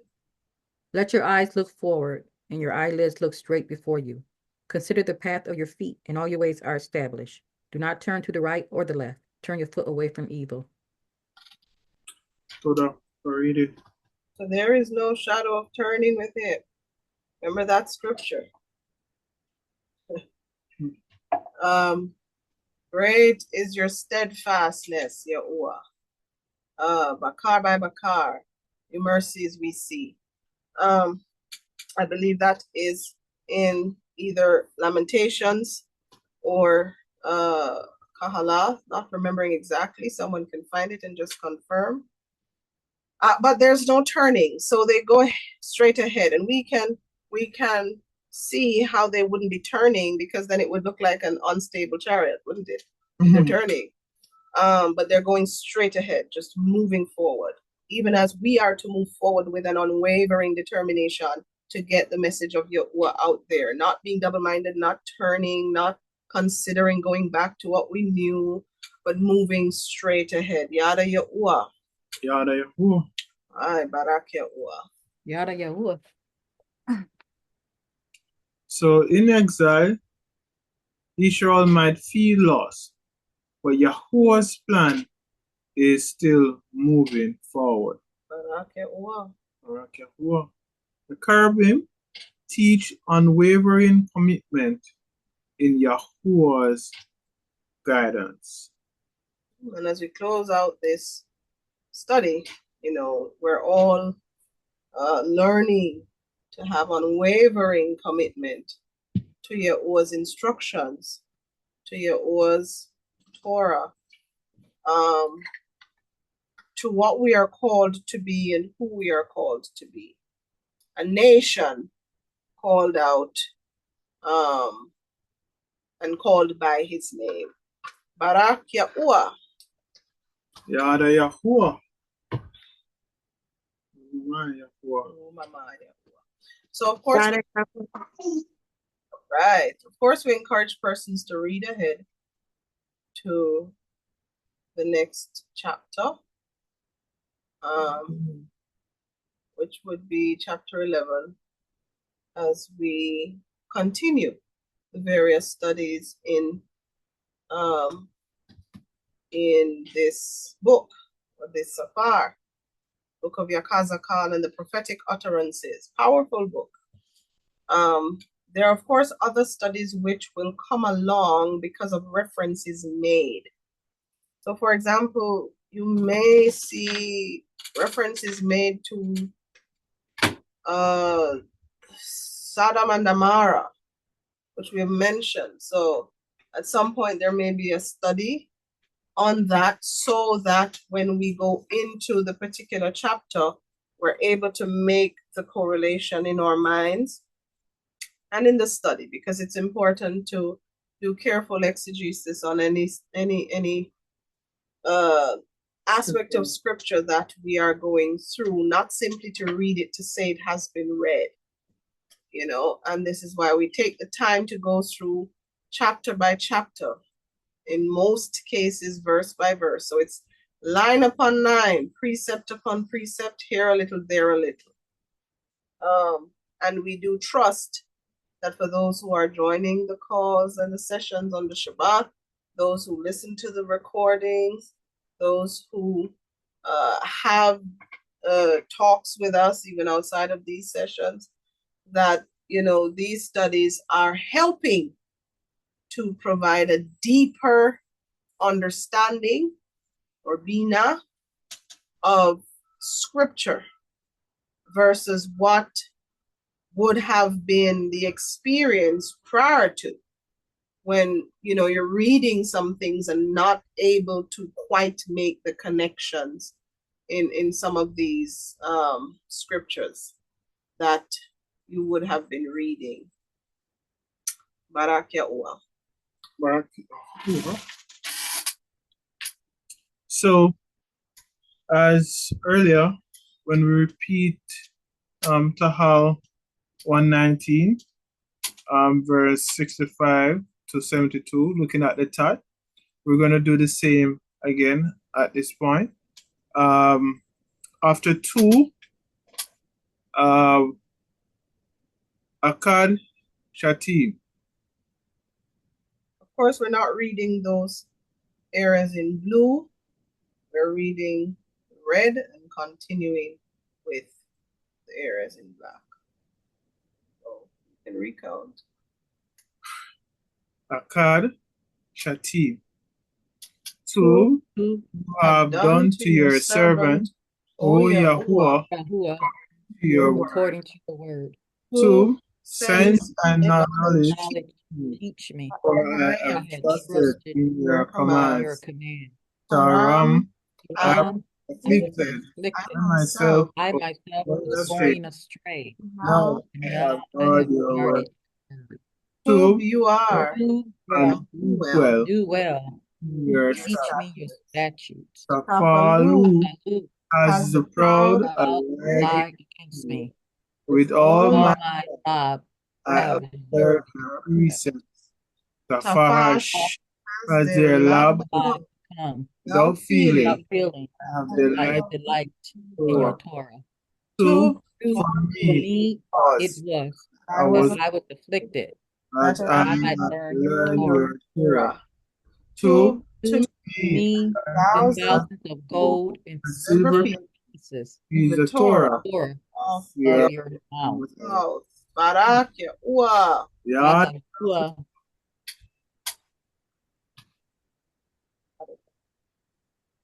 Praise and thanksgiving. Of course, I can't sing as strong yet, but let's sing along with the recording.